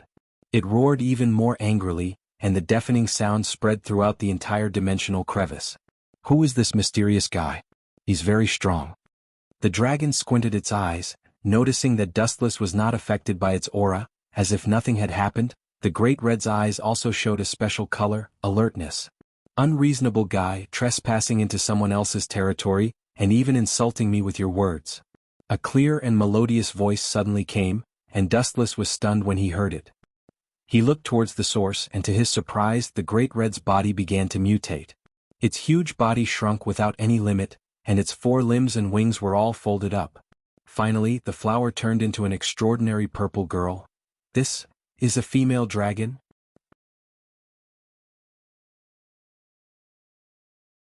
Chapter 1359.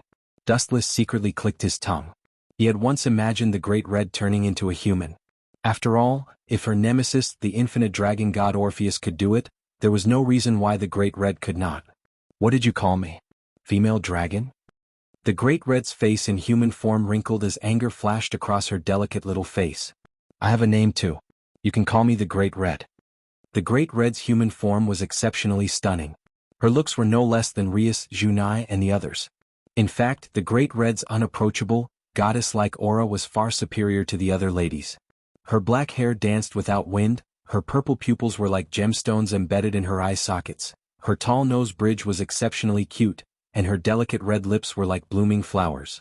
Coupled with her exquisite facial features and that ethereal aura, even the most picky of beauties would have their hearts racing. Your eyes are very annoying. A hint of displeasure flashed across the Great Red's pretty face, and then she mercilessly chased him away. This is my territory.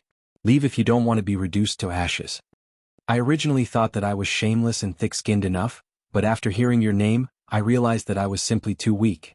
You actually added the word, great, in front of your name. How narcissistic are you?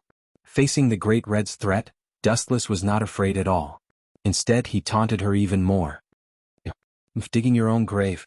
The Great Red's pretty face was filled with anger. From the speed and attack just now, she could guess that Dustless was not ordinary. However, that did not mean that she was afraid of Dustless. She was not afraid of the infinite dragon god Orpheus, so why would she be afraid of a nobody? She clenched her hand into a ball and smashed it forward without hesitation. Boom, boom, boom. The space where Dustless was standing instantly caved in. Circles of destructive ripples spread out, destroying everything that came into contact with it.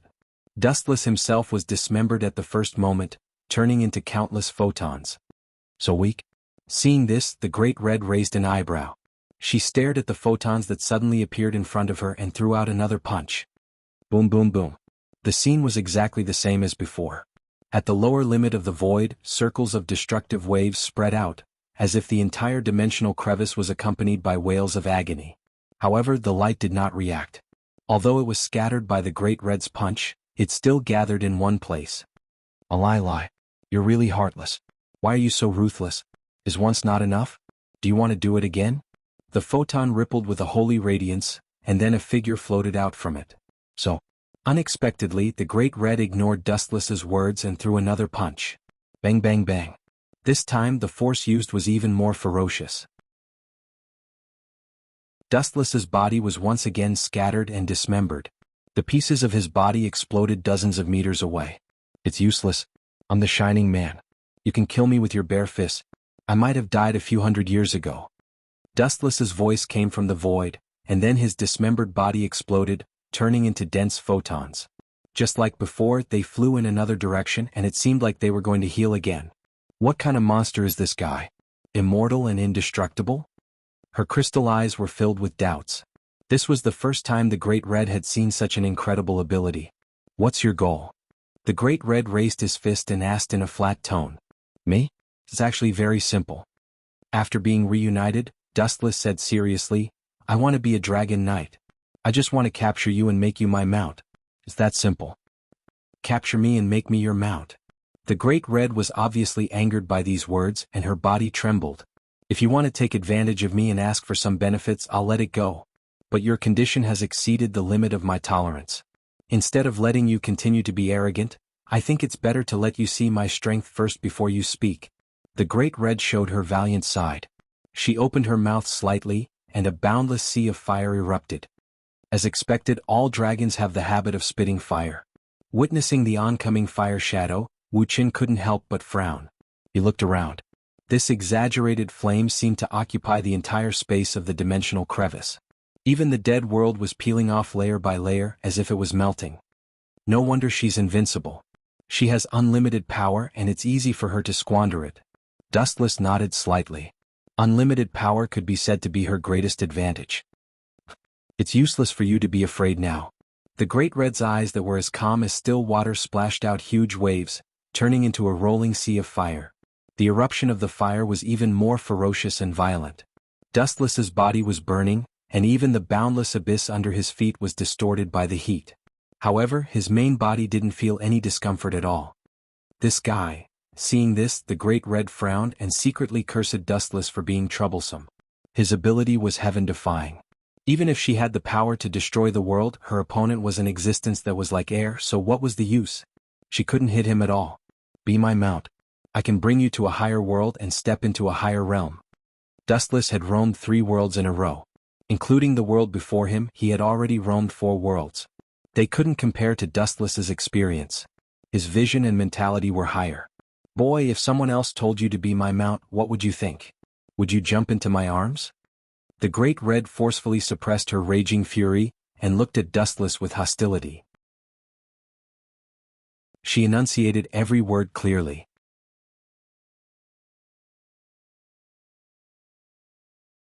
Chapter 1360. Dustless was speechless and looked at the Great Red at a loss. He awkwardly found that he had nothing to say. If someone dared to say those kinds of words to him, Wuxia would definitely beat him up until his parents couldn't recognize him.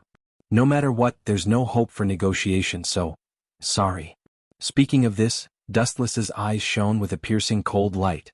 Since there was no hope for peaceful negotiation, the only way left was to solve it by force. I'm not even afraid of the infinite dragon god Orpheus. Why would I be afraid of you? The Great Red raised her beautiful fist and showed no fear. This little female dragon is the same as Orpheus. They are both ignorant of the world. The only difference is that the Great Red is more scheming than the simple Orpheus. Dustless thought to himself. He didn't intend to hurt the Great Red. Boom, boom, boom. Dustless, who decided to awaken his force to tame the Great Red, naturally burst out his strength without mercy. Endless chakra and Ryatsu gushed out. As the main body of the ten-tailed beast, Dustless's chakra was infinite. Dustless, who also devoured the Spirit King in the Shinigami world, also had infinite Ryatsu. The greatest advantage of the Great Red was her infinite energy. Dustless also had it. Not only that, but he also gathered all kinds of heaven-defying abilities such as Rinnegan Sharingan, Tensegan, and an immortal body, including elemental transformation, which could make him immune to 99% of physical attacks in the world. In addition, Dustless also had a large number of heaven-defying weapons that could destroy the world, such as the Parietal Sword and Yamamoto's Zanka no Tachi. They were all weapons that could destroy the entire world. Dustless had too many of them, so the Great Red had no advantage in front of him.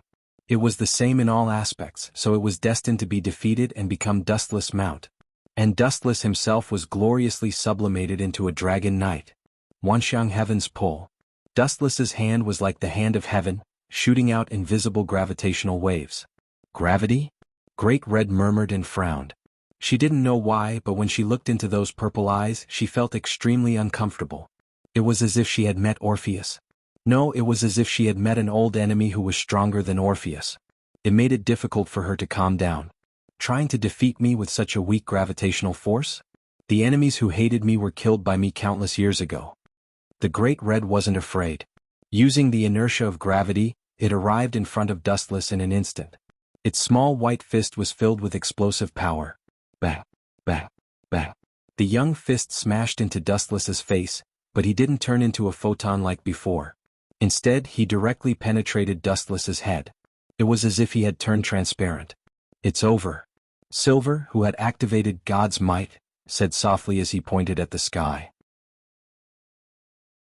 Countless black shadows instantly descended from the sky. Immortal technique, bright God gate. The Great Red's beautiful eyes widened as she stared blankly at the falling red logs. She didn't expect Dustless to have a trick up his sleeve. She didn't even have the chance to run before she was suppressed by the dense logs. Boom, boom, boom. The red logs that filled the sky fell mercilessly. The Great Red's waist was suppressed by the red logs and she couldn't move. How do you feel? It shouldn't hurt, right?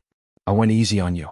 The immortal technique, Bright God Gate, that I released with my full strength isn't something that Senju Hashirama can compare to. Dustless squatted down and looked at the angry girl who couldn't escape no matter how hard she struggled. He couldn't help but smile. Be my mount. I won't treat you unfairly. Rubbing the girl's willow hair, Wu Qin said with a serious smile. I've already answered you. If you're willing to be someone else's mount, I'll be your mount. The Great Red snorted and turned her head away, unwilling to look at him. Stubborn problem girl, it seems that if I don't teach you a lesson, let me teach her a lesson for you. I know her weakness. A voice suddenly appeared out of nowhere. Not only was the Great Red shocked, but even Dustless was stunned. They instinctively looked toward the source of the voice. Orpheus. Dustless and the Great Red said in surprise at the same time. The Great Red avoided Orpheus' gaze at the first moment. Other than Dustless, Orpheus was the last person she wanted to see. She's kind enough to let you be her mount. Why are you so untactful? This is a big problem. You need to be punished. Orpheus grabbed Dustless and questioned. Her black eyes looked down at the Great Red, who was silent with her head lowered. A faint arc flashed across her naturally naive little face. She looked excited as if she had found a fun toy. I'll teach her a lesson for you. I guarantee that she'll be obedient. Orpheus promised passionately. At the same time she sat on the Great Red's legs. A carefree smile flashed across her innocent face. This girl? Could it be that? Could it be? Dustless suddenly thought of something. He had a bad premonition. He dashed in front of Orpheus and was about to stop her, but it was too late. You actually chased me out of my hometown. As the main culprit, you're unforgivable. You need to be punished with the most severe punishment. Then, under Dustless's shocked gaze, Orpheus raised her hand and shattered the Great Red's bright toy. Her two fleshy buttocks were instantly exposed to Dustless's eyes. Then Orpheus did something even more shocking. She raised her fair hand and swung it down without hesitation. Smack, smack, smack. The crisp sound echoed in the dead silence of the dimensional crevice. Not only was the Great Red stunned, but so was Dustless. The strongest existence in the legends, the real Red Dragon God Emperor, had her buttocks slapped.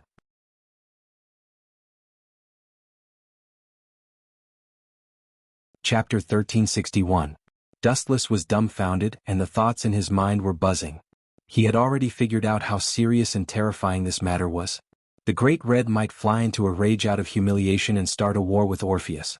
She would not hesitate even if the whole world was destroyed. After all, this was a matter of her dignity. If news of this spread out, she would not be able to face anyone. The dignity that she had accumulated over countless years would be gone. She would become the laughingstock of the whole world. Well, I say, smack, smack, smack, smack. The crisp sound was still echoing in Dustless's ears. The surroundings were dead silent. The silence was terrifying. He stared blankly at the infinite dragon god Orpheus, whose face was filled with a vengeful smile. Even if you want to die, you can't do this. The real Red Dragon God Emperor has the DXD Dragon of Dragons. The Great Red. Is her but for anyone to spank? Most importantly, she did not even consider Dustless's existence in front of him. Buzz, buzz, buzz. Suddenly the entire dimensional crevice was filled with a raging aura. He could vaguely hear the crisp sound of ka ka ka. Following the source of the sound, it was the Great Red whose face had turned black. Dustless could see that although the Great Red was very innocent in some aspects, she was fundamentally different from the infinite dragon god Orpheus. After being humiliated so greatly, Dustless was sure that this little female dragon was about to go berserk. Orpheus. Family. Friend.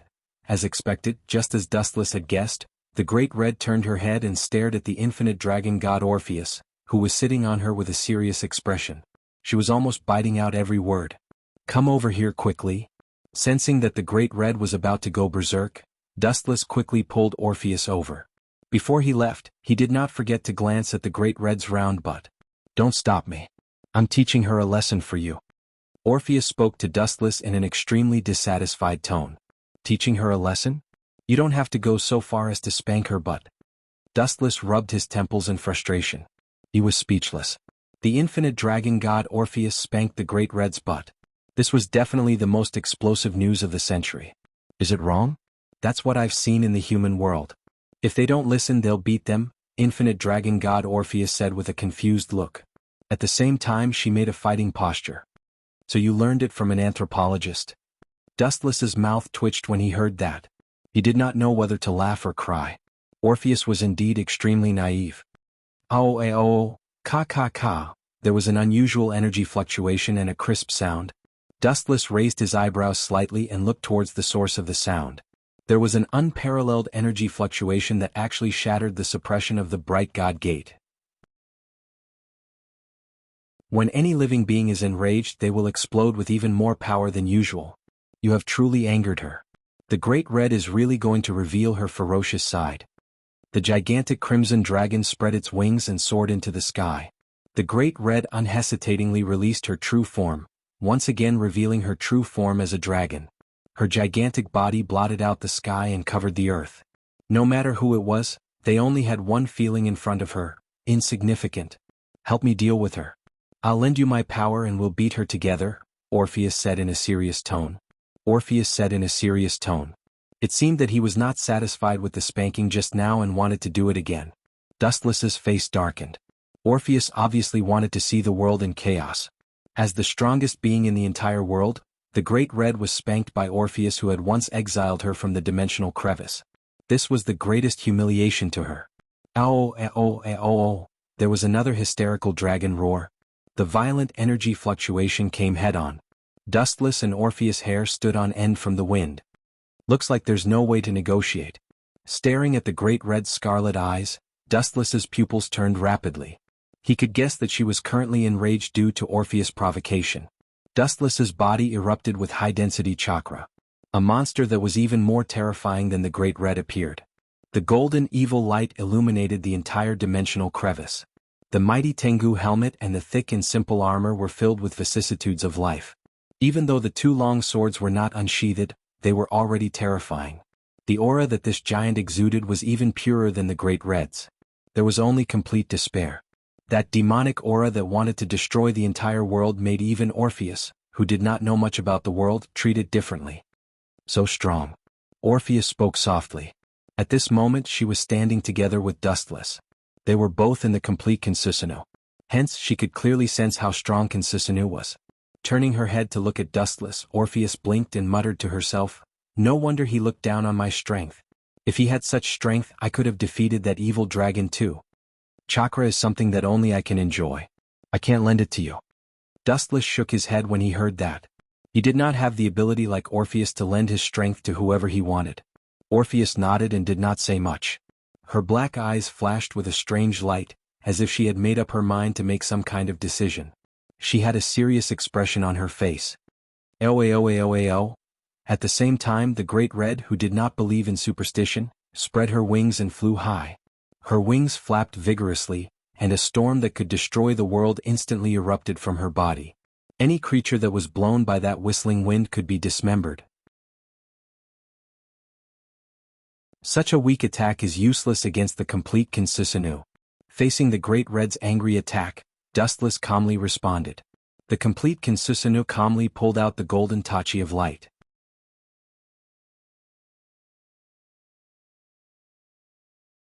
Chapter 1362. The strength or weakness of ninjutsu depends entirely on personal reasons. Dustless, who has experienced several worlds in succession, his complete form Consusinu, not to mention Madara, even Kagaya, the ancestor of chakra, Dustless's current strength is more than 10 times stronger than her. Therefore, any ninjutsu is destined to be different from ordinary people in Dustless's hands, and even has a dimensional upgrade. Whoosh!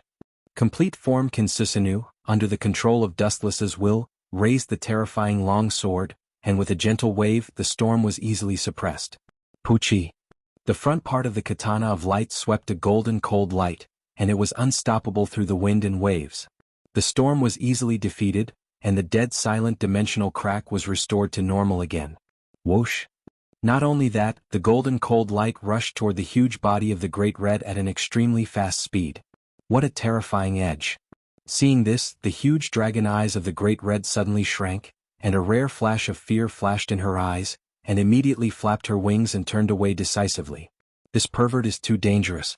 However, Dustless seemed to be able to predict the future, and came in front of the Great Red in advance, and a violent chakra broke out in his body. Whoosh! Several long black rods were shot in 6 different directions, and around Dustless and the Great Red, a dark red transparent enchantment suddenly appeared. "So you can't escape, my lovely mount?"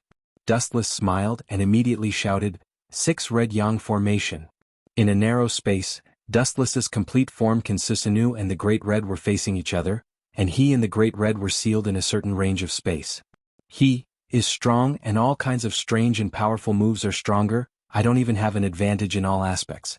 The Great Red's eyes were low, and her momentum was obviously not as broad as Dustless's. Even though the power of both of them is also infinite, Dustless has an overwhelming advantage in strength and power. "Release Orpheus and I'll be your mount." Lowering her posture, the Great Red said to Dustless, which is also a disguised show of weakness. "So it's like this?" Dustless frowned. Just as he was considering whether to trick Orpheus, he suddenly felt that he was being hugged by someone. The delicate little hand was soft as if it had no bones. It was very tantalizing. "I don't want to be your mount, that dragon can be your mount, I can?"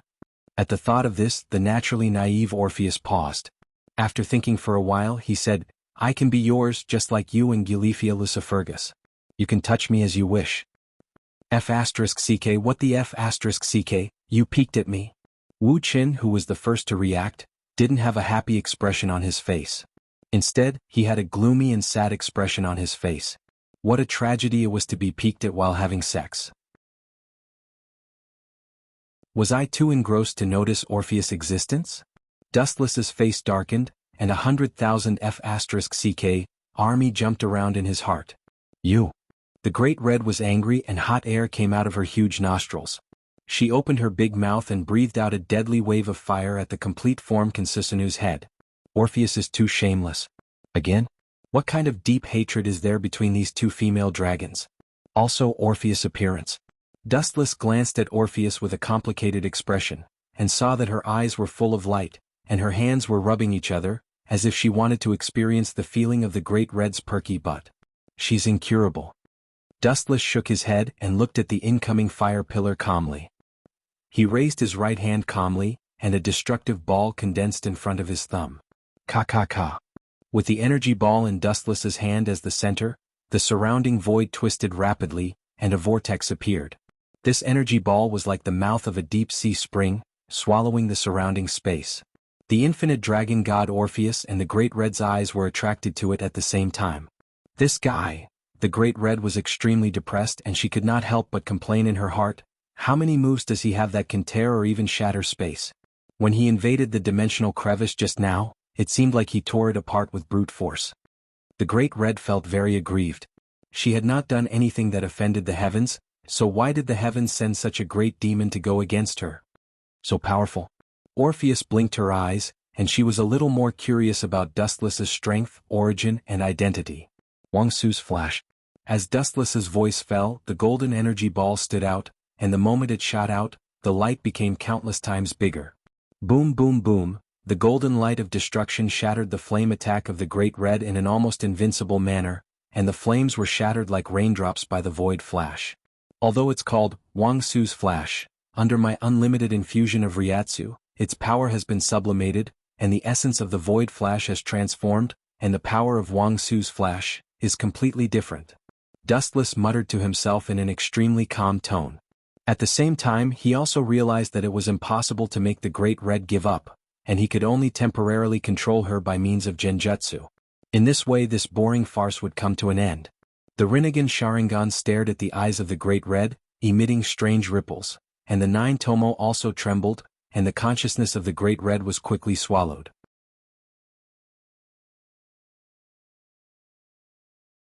Chapter 1363. Dustless's Rinnegan was completely different from others. Not only did it have powerful attack power and sealing technique, but it also had extremely dangerous illusion technique. Not knowing the ability of Rinnegan, the Great Red stared blankly at Dustless. Soon she fell into the nightmare created by Rinnegan. Roar, a deafening snoring sound came from the sky. Looking carefully, the Great Red actually fell asleep. Phew. It's finally over. After removing Kensusanu's huge body, Dustless sighed in relief. She really fell asleep?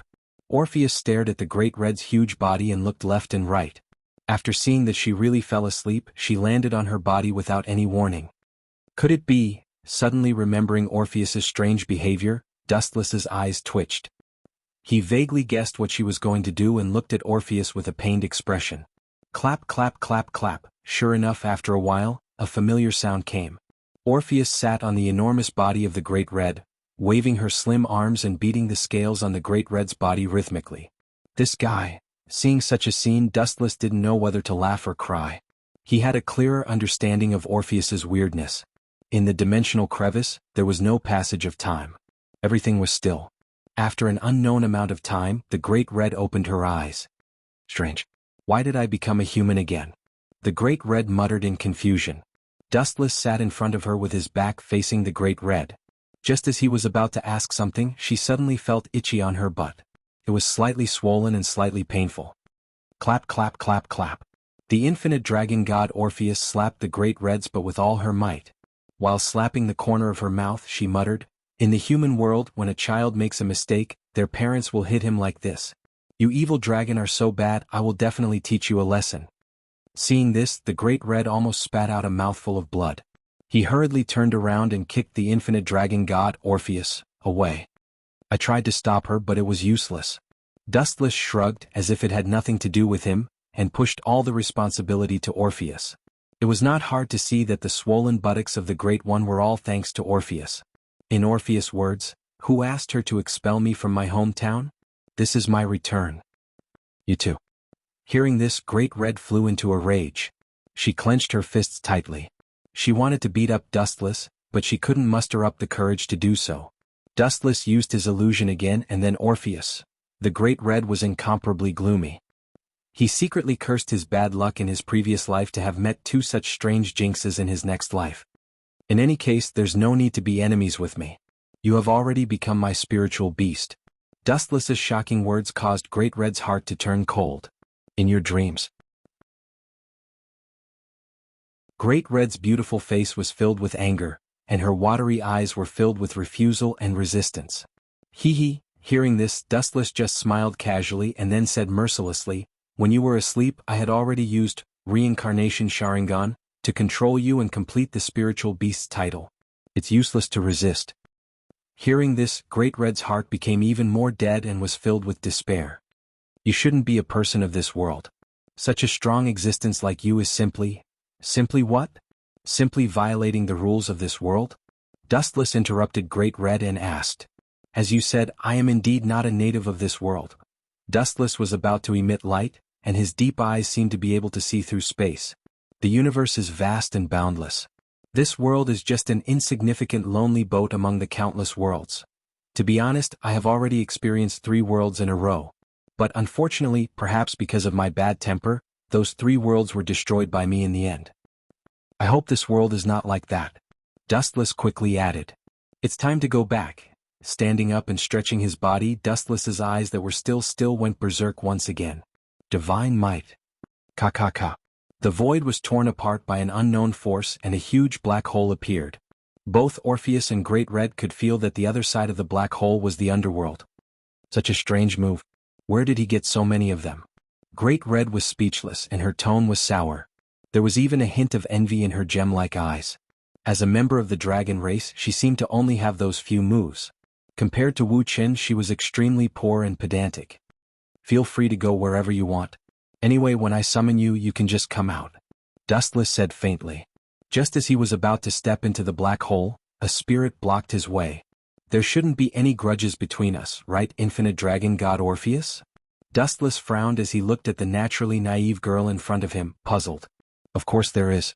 I have decided to follow you from now on. Meeting Dustless's gaze, Orpheus said seriously. Her tone and expression were very calm, as if she was narrating something insignificant, completely ignoring Dustless's feelings. What's the reason? Dustless asked. She had already turned Great Red into a psychic beast, and the dimensional crevice was hers from now on. Orpheus had also obtained the piece that she had always wanted. Her? Great Red suddenly curled her lips, as if she had seen through Orpheus' thoughts and revealed Orpheus' secret.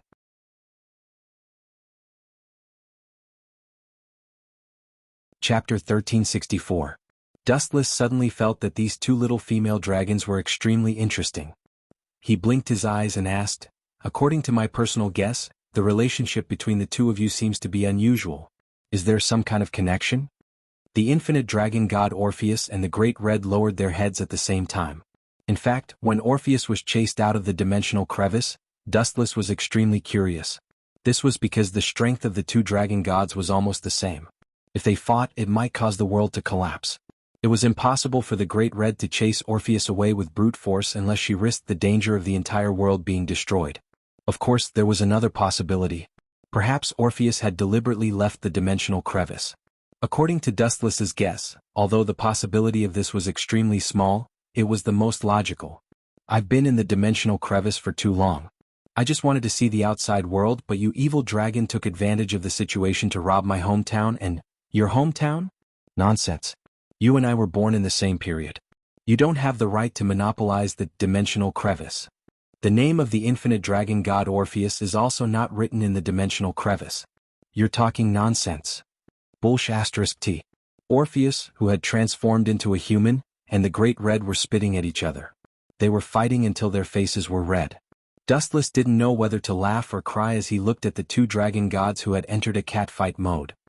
He couldn't help but feel that the affairs of the world were unpredictable. Perhaps everyone in the world thought that these 2 were existences that would fight to the death. However, the scene in front of him had probably refreshed the world's understanding. Do as you wish. The 2 of them probably wouldn't stop anytime soon. Dustless shook his head and decisively turned to leave. The matter between these 2 little female dragons was not something he could participate in. The air in the underworld smells better. Just say that it's filled with the smell of decay and death.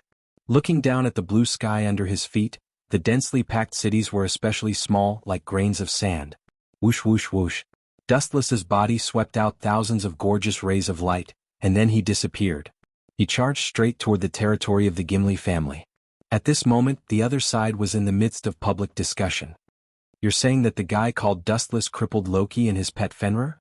Did I hear wrongly? Let me repeat it again. A guy called Dustless crippled Loki and his pet Fenrir? The white-haired old man's eyeballs were about to pop out of their sockets. Yes, Sir Odin. The mature young lady nodded and answered seriously. When she answered, she also felt that everything she saw before was just an illusion. I saw it with my own eyes.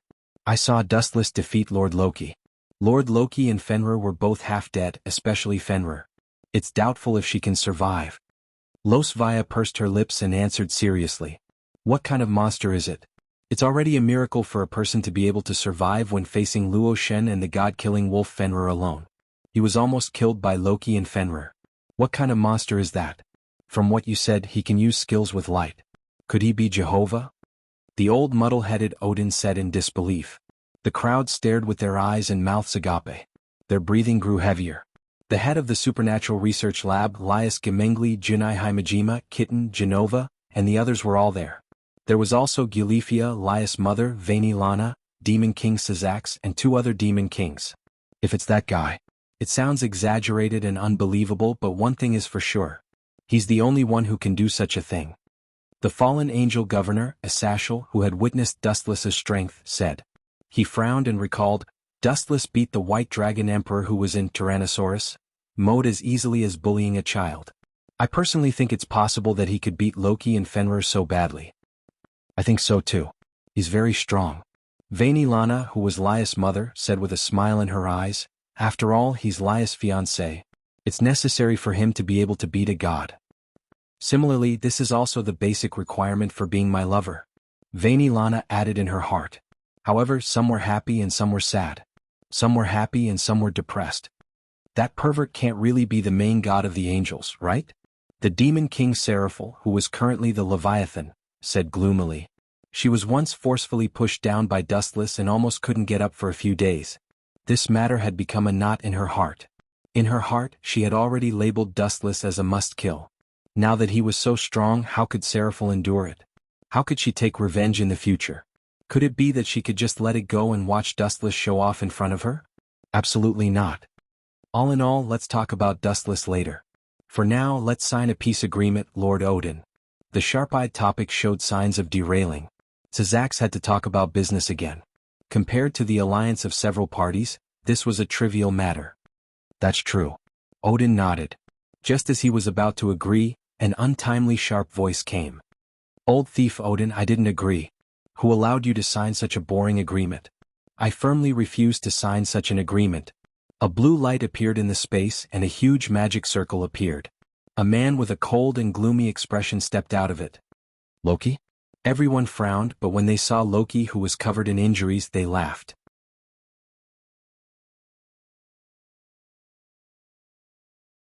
Chapter 1365.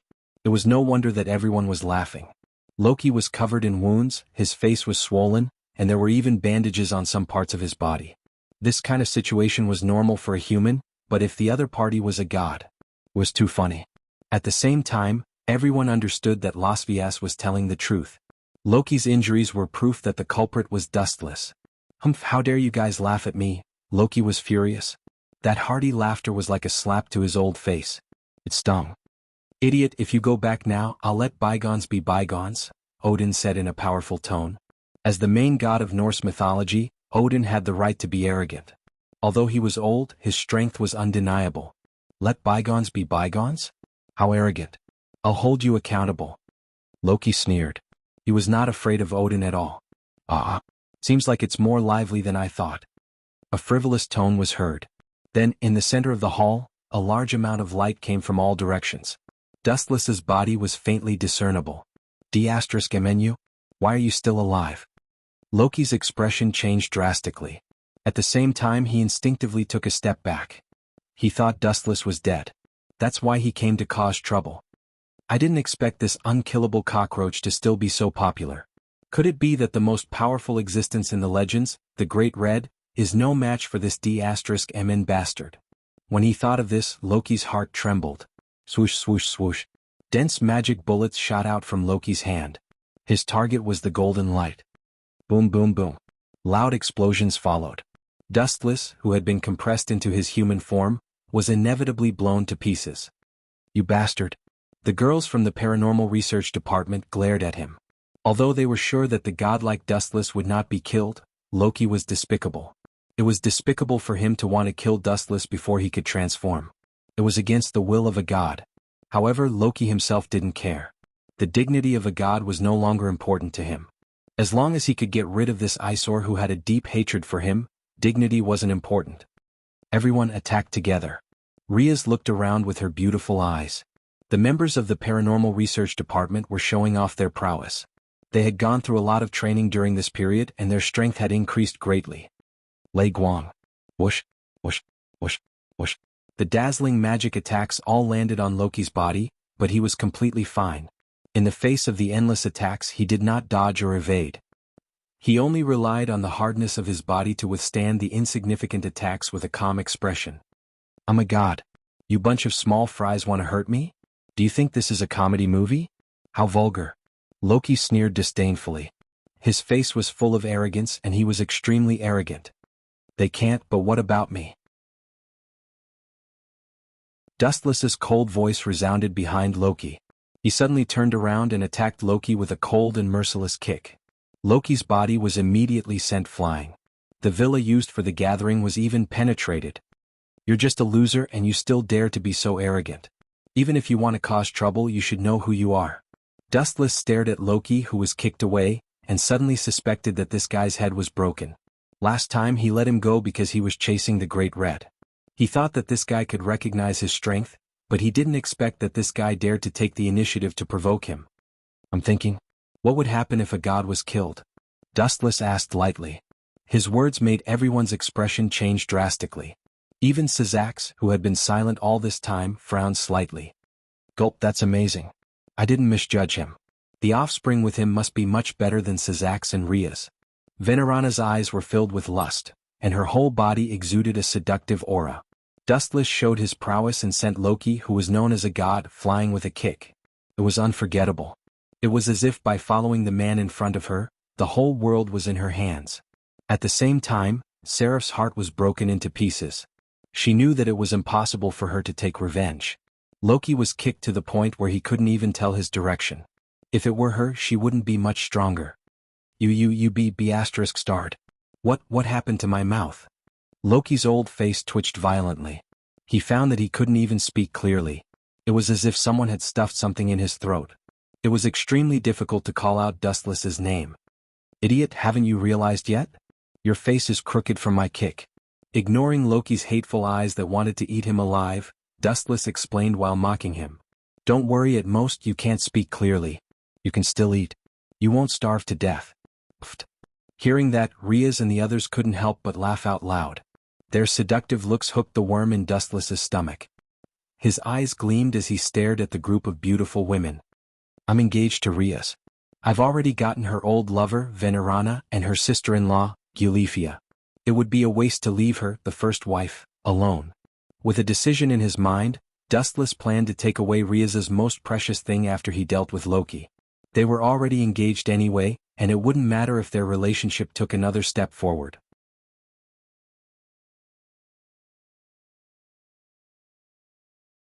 Chapter 1366. Dustless looked at Riaz with a restless mind. Even though he had seen and even touched every part of her body, in the end, the last layer of membrane was still not torn off. This time, I must completely tear apart the barrier between you and me. Dustless smiled foolishly as if he had fallen into endless reverie. Full of loopholes. Loki saw that Dustless was in a daze and immediately realized that this was a once-in-a-lifetime opportunity. He gathered all the magic in his body and turned it into a large number of magic circles. Vroom vroom vroom, every magic circle was shining and pulsing, and the destructive light was terrifying. The power of a single magic circle could easily destroy a green mountain, let alone hundreds and thousands of them. It was not difficult to see Loki's hatred for Dustless. How is this guy a god? He's despicable and shameless, and now he's scheming. Riaz's people were furious. Dustless was floating in the sky and no one knew what he was thinking. There was a smile on his face and sometimes there was a wretched smile. Obviously he had fallen into endless fantasy. You are sent by the heavens to go against this god. Disappear with my hatred for you. As soon as he said that, the thousands of magic circles shot out a bright light at the same time. However, Dustless still did not react. Dustless, listen to me. Riaz, who was panicking, quickly shouted at Dustless. Her face was red and she finally gritted her teeth. If you can defeat Loki this time, you can do whatever you want to me and I won't resist. Gulp. This was the sound of nature, the words that Dustless had always wanted to hear, and finally pulled his thoughts out of his fantasy. He looked at the incoming flashes and curled his lips in disdain. I said it before. Loki, you're just a child in my eyes. As soon as he said that, a large amount of chakra energy waves erupted from Dustless's body. Vroom vroom vroom. The silent earth suddenly trembled and a blazing aura seeped out. This seems to be the temperature of magma. Everyone retreat quickly. Aware of the danger, Sazax ordered loudly. At the same time he did not forget to retreat. Uchiha flame formation. A transparent barrier rose from the ground, sealing off the entire sky. The flame barrier trembled, emitting a huge destructive power. Anything that got close to it was destroyed and even steel was melted into water. The scene was extremely horrifying. The flame barrier, which was several dozen meters tall, radiated a lethal temperature. Even from several hundred meters away, one could feel the scorching heat of the flame cage. If one was careless, they would be caught in the crossfire. Wah wah wah. As for those flashing magic bombs, they were even more miserable. Not to mention Dustless, who was behind the enchantment was evaporated before it could even touch it. Not only that, but Loki himself was also heavily injured. His whole body was black and his pure white clothes were burned full of stains. His image was ruined, and what was even more hilarious was that Loki's hairstyle, which was considered good in front of him, was burned by Dustless until not a single hair was left. Loki's gorgeous head became bald. Yo yo yo. Why did Lord Loki become like this? It shouldn't be. Could it be? Our respected goddess Sama is cosplaying? I didn't expect you to have such interests and such a strong taste. You actually chose to dress up as a beggar. Seeing Loki's embarrassed appearance, Dustless joked with a smile. It's one thing for you to be shockingly strong, but even your mouth is so vicious. You're the only one who gets all the good things. God is really unfair. Loki said in a gloomy and depressed voice. He looked at his whole body, and it was indeed no different from a strange appearance. His trousers were burned and his long black legs were exposed. He was also burned bald and his face was dark. He was indeed a serious beggar. Seeing this, Loki was furious. He was a dignified god, but he was beaten by Dustless into a beggar. His broken heart was broken even more thoroughly. All turned into powder. Although I am no match for you, but... Aha, they are definitely no match for me. Loki laughed arrogantly. At this point he had already given up on the idea of defeating Dustless, because it was completely overconfident.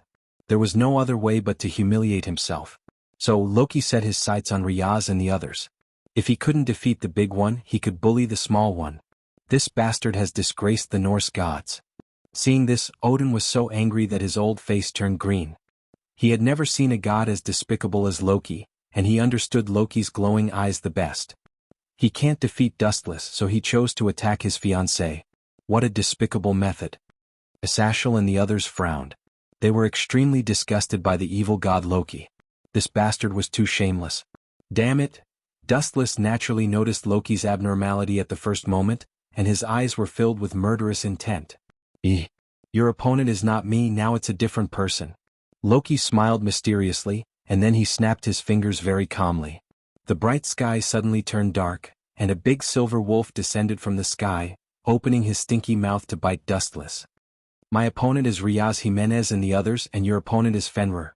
No, it should be Fenrir who is holding you back. He is far from being your opponent, but the short time Fenrir is holding you back is enough for me to kill Riaz Jimenez and her family. Loki thought confidently, but in the next second, the sky inexplicably began to rain blood. Pucci. Fenrir, who Loki trusted and used to stall for time, was instantly killed by Dustless.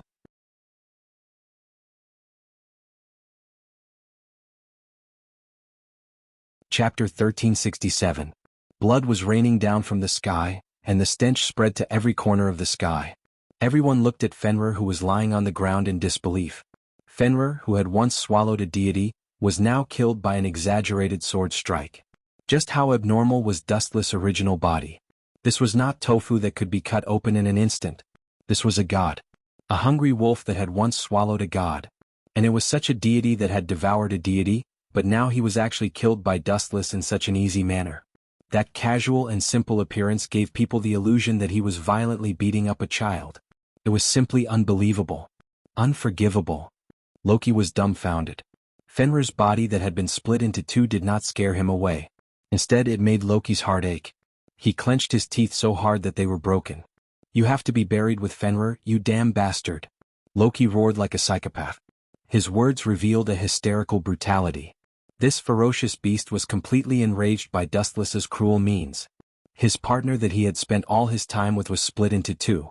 Loki's heart had already gone berserk. His hatred for Dustless and the others had also climbed to an unprecedented level. "You still don't want to give up?" Facing Loki's ferocious gaze, Dustless just pursed his lips and smiled. "Go to hell." Loki roared crazily, his tone was a little sharp. Boom, boom, boom. His shrill voice echoed in the sky. Whoosh, whoosh. However, this guy said that he would tear Dustless into pieces and burn his bones to ashes, but his actions were despicable beyond imagination. He knew that he was no match for Dustless, so he turned into a ray of light and rushed towards Riaz and the others. His speed in the blink of an eye was not any slower than the speed of light. "Idiot, you are digging your own grave." Seeing this, the main god of Norse mythology, Odin, cursed in his heart. Capture Riaz to threaten Dustless? Frankly speaking, this was a good plan, and it was the only way out for Loki at the moment. However, he had neglected the most important thing. Doing so would truly enrage Dustless, a super mythological beast that could destroy the world. Ggggg ha ha ha. A series of strange laughter came out of Loki's mouth. Loki was so excited that he seemed to be dancing. "Fenrir's hatred is because you women first." "First what?" "Pucci." The cold voice stopped Loki. His ferocious smile froze on his face, and he suddenly felt a stabbing pain in his arm. Loki was stunned and looked over subconsciously. Blood continuously spurted out from his left arm. "This is only the beginning. I originally wanted to give you a dignified death, but you didn't cherish it, so who can you blame?" Dustless asked back. At the same time, he took out a dark red flaming katana. The blade was wrapped in a large amount of high-density flames, making it impossible for people to rely on it. Bankai, Remnant Flame Tachi. Following Dustless's command, the blade of the Tachi changed once again, and all the flames disappeared. However, the tip of the blade only emitted a wisp of steam, and the raging flames seemed to have been extinguished. What's going on? Asashel, Sazax, and even Odin, the main god of the Norse mythology system, exclaimed with solemn expressions. What's wrong? The naturally naive kitten was confused. Not only her, but Riaz and the others were also confused. Why are they all so serious? Is there anything wrong? Hito Ichijo was also confused. He just felt that the weather had become hotter and was a little uncomfortable. As time went by, he felt more and more uncomfortable. That guy used some kind of powerful attack. The water in the entire world is mysteriously evaporating for some reason. Maybe it has something to do with that weapon. That bastard called Loki has really angered him. He's going to bring bad luck to the entire world. The Red Dragon Emperor's gauntlet emitted an emerald glow, and Drake's voice followed. This guy is going to destroy the world. Hearing this, Bing Ting took a deep breath and asked in disbelief, "So you're saying that if Dustless and Loki fight, this world will collapse sooner or later? Should we leave the underworld in advance? Or else we'll be dragged into it? If there was danger in the underworld, they could just run away or stay away from the center of the battle." You idiot, you can feel it too. The water in your body is rapidly evaporating. Don't move. That scary man only needs to stand still and the world will be destroyed. The water in our bodies will also rapidly evaporate, and will become dry corpses. Drake said unhappily. Hito Ichijo was too naive and ignorant. At the same time, the environment of the underworld was also changing rapidly. Everyone was shocked to find that the blood flowing in their bodies was disappearing at an accelerated rate. The moist ground was slowly drying up, and shocking cracks were appearing. The flowers and trees were also withering at an accelerated rate.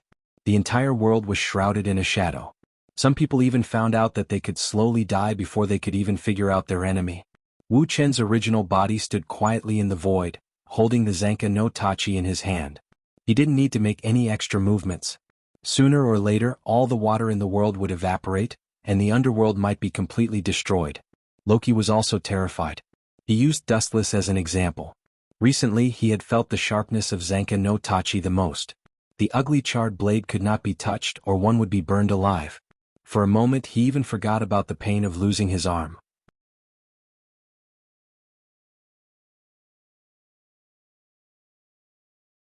Chapter 1368. The sharpness of Zanka no Tachi swept across the world. This was the oldest and most powerful Zanka no Tachi. Its temperature was enough to flatten the world. All the creatures in the underworld sensed that their bodies were evaporating rapidly. Even the so-called gods were no exception. They couldn't escape the curse of Zanka no Tachi. What's going on? Is this all because of that weapon? Loki's face twitched. To be honest, he didn't have the confidence to fight Dustless anymore. That's good stuff. If I had such a powerful weapon, even the infinite dragon god and the great red wouldn't be able to defeat me. Loki sobbed. His face was filled with greed. You can't even keep your life and you still want Zanka no Tachi? You're right, the ignorant are fearless. Dustless's emotionless eyes looked at Loki. In his eyes, Loki was already a dead body. I'll take your weapon. That kind of weapon is only suitable for a god like me. In order to resist the pressure and impact of Zanka no Tachi, Loki's body was covered with dense magic arrays. He pounced on Dustless fiercely. You want to die so fast? Dustless shook his head. He waved Zanka no Tachi again, and a ray of hot sword energy whizzed out. Zanka no Tachi, north, ashes of heaven and earth. Loki's eyes were filled with excitement. He could already see Odin and the infinite dragon god trembling in fear when he swept across the world with Zanka no Tachi. Even when the blade slashed at him, he ignored it completely. With so many magic arrays protecting me, it shouldn't be a problem. Loki comforted himself. He set up a large number of defensive magic arrays on his body, and he was confident that he could temporarily resist the sharpness of Zanka no Tachi. However, Loki immediately regretted it in the next second. Boom boom boom. A violent explosion suddenly sounded. Zanka no Tachi's blade tore apart the magic arrays on Loki's body in an invincible manner. Deadly flames came into contact with Loki's body. Poof. Loki's remaining right arm was mercilessly chopped off. Even his shoulder was fatally injured. A large part of it was burned. Bang bang bang. Rocky, who had suffered a heavy blow, lost his balance and fell to the ground. Hee hee, Loki sneered uncharacteristically. I curse you and? Don't be naive. Stretch out your neck and accept your punishment. Any attack of yours is just a joke to me. Dustless spoke in an indifferent tone. Although he was incomparably arrogant and didn't put a god in his eyes, no one dared to stand out and oppose him. They just wanted this farce to end quickly, otherwise all of them might be buried with Loki. Zen Flame Tachi, West, Broken Sun Prison Robe. The golden flames revolved around Dustless's body and did not disperse. Everything that came into contact with Dustless was vaporized by the high temperature of 1,500 degrees. In this state, Dustless was invincible, and all the attacks that came into contact with him were annihilated. Haha, that's all there is to it. No one has managed to kill me. Even though he had lost his arms, Loki still stood up and mocked Dustless. I am a god. In front of me you are nothing. Dustless continued to move forward and murmured, You are still alive and that is my mercy. The reason why I have kept you alive until now is to make an example out of those who want to harm Rias and Junai. This is what will happen to them. You will die with your limbs cut off. Dustless announced cruelly, and then darted in front of Loki and swung Zen Flame Tachi. Blat. Blat. Loki's legs were mercilessly cut off by Dustless, and he rolled on the ground in agony. Disappear, Loki. Looking at Loki who was in agony, Dustless decided to send him to heaven, and be a good person until the end. Sir, please wait a moment. Seeing that Dustless was about to kill the god of his own pantheon, Odin's old face suddenly felt embarrassed. If Loki was killed by Dustless like a dog, how could the gods of Norse mythology survive in the future? What's the matter? As long as it's not about letting Loki go, just say it. Dustless turned his head and glanced at Loki, labeling him as a must-kill. Ugh. Odin almost bit his tongue when he heard that, and the words that were about to come out of his mouth stopped abruptly. He looked at Dustless a little woodenly, and obviously wanted to say something to plead for Loki. If you are pleading for Loki, then I am sorry. I can understand why he wants to kill me, but the despicable people who plotted against my women must suffer my sky-burning fire. Dustless still insisted, and there was no room for negotiation. Do you think I will thank you? Odin, you old bastard. At this moment, Loki's hysterical roar came, and he glared at Odin with fire in his eyes. If he did not insist on forming an alliance, none of this would have happened today. In the end, it was this old guy's fault for being reckless, and he had to admit that he was defeated by Dustless. After all, he was not strong enough, and he was really no match for Dustless's strength that could shatter mountains with a raise of his hand. Even now, you still insist on your point of view? There must be no cure, Loki. After sighing, Odin closed his eyes, implying that he acquiesced to Dustless killing Loki. Disappear the so-called god. 96 of Dowbreaker, 1 blade cremation. The blade-shaped flame rose from the ground, engulfing Loki in one fell swoop and completely erased him.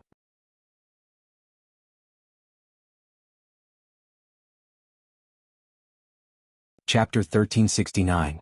The scene fell into a dead silence. Everyone looked at Dustless in fear and involuntarily took a few steps back.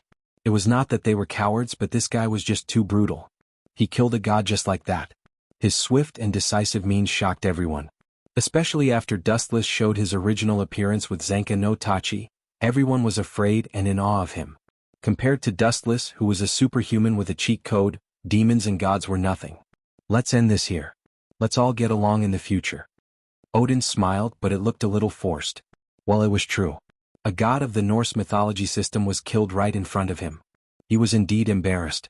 However, although he was unhappy, Odin could only swallow it and endure it. Firstly, it was Loki's problem to begin with. Secondly, Dustless was not hostile to the gods of the Norse mythology system. On the contrary, Odin had heard that the relationship between Lothveus and Dustless was barely okay. This was another relationship card. And the most important factor was that Odin had witnessed Dustless's godlike strength with his own eyes. He could not help but feel fear. It was as simple as beating up a child. I'm sorry, Lord Odin.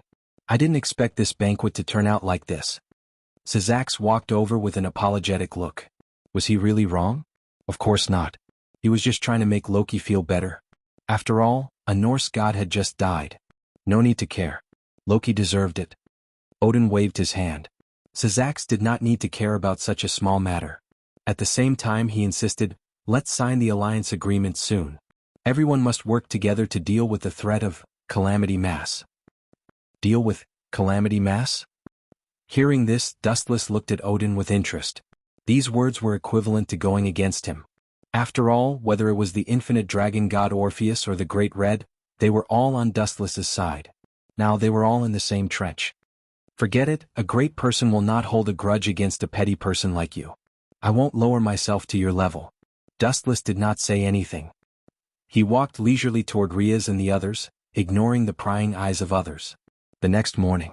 After yesterday's battle, Dustless, who was deeply fatigued, was in a deep sleep. He didn't even notice the person who had ambushed him. When he woke up the next morning, the big bed was already filled with people. What's going on? We've been ambushed. Dustless was speechless when he opened his eyes. He realized that his left and right hands were held tightly by Aisha and Riaz. His left and right legs were also being measured by Genova and Wisteria Rena. And the worst thing was that he found a beautiful body sleeping on his stomach. This is Yunai? What do you want? Are we mobilizing the entire club? Dustless could not help but smile bitterly when he saw this. His being taken apart was not the worst part. He suddenly realized that his back was aching, and there were all kinds of lip marks all over his body. What the F***CK? If I knew you guys were going to ambush me, I wouldn't have fallen asleep. I didn't even feel anything. What a loss. Dustless grumbled in annoyance. At the same time, he gently shook off the women's hold. Looking at the marks all over his body, he did not know whether to laugh or cry. He could only go take a bath again. Early in the morning, in the hot spring of the Gimli family, Dustless thought that there would be no one. However, he did not expect to see 3 vague silhouettes in the steam. Forget it. I'll come back later. Dustless frowned and decided to leave. Era. We're not tigresses. As the son-in-law of the Gimli family, don't you think that you have to communicate with Riaz's sister-in-law and her mother, Lord Chin? A seductive and teasing tone came from the steam. Dustless could already see a perfect body. Sorry, Auntie. Why are you here? Wu Chen's slightly bored face lit up. He found an unexpected figure, and his pupils widened a little in an instant. Her silver hair was like a white ribbon. It was very soft. Even though she had been soaked in the hot spring water, her perfect silhouette was impeccable. Her tall nose made her look even cuter. Especially her face, which was still blushing, looked very shy and attractive. One could not help but want to take a bite and taste her fragrance. This guy changes women too quickly. He used to look at me with those perverted eyes. Now he ignores my existence and treats me like air, Riaza's mother, Vainilana, said with a sour tone. She turned to look at the silver-haired girl in front of her. Her eyes were filled with jealousy. The change is hard to accept. Eulifia nodded in agreement. It didn't make sense for a peerless demon to ignore her and Vainilana, who were barely covered in clothes. Ahem. Losvase, I didn't expect to see you here. What a coincidence. Dustless calmly sat beside Losvase. The girl's fragrance immediately entered his nose. I was a bit tired yesterday, so I came to relax. Who knew you would come too? Losvase blushed. She wanted to put some distance between her and Dustless. But when she remembered the mission left by their main god, Odin, she could not help but have a headache. It was very troublesome. Losvase finally compromised with the mission. Not only did she not put some distance between her and Dustless, she even purposely moved closer. Because they were so close, they could feel each other's body temperature and the touch of their skin. It could not be helped. They were too close. This unusual action made Eulifia and Vainilana frown. A hint of displeasure flashed in their eyes.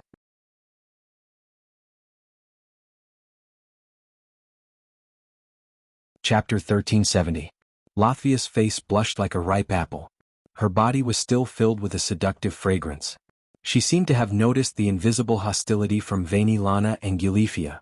Awkwardness flashed across her face.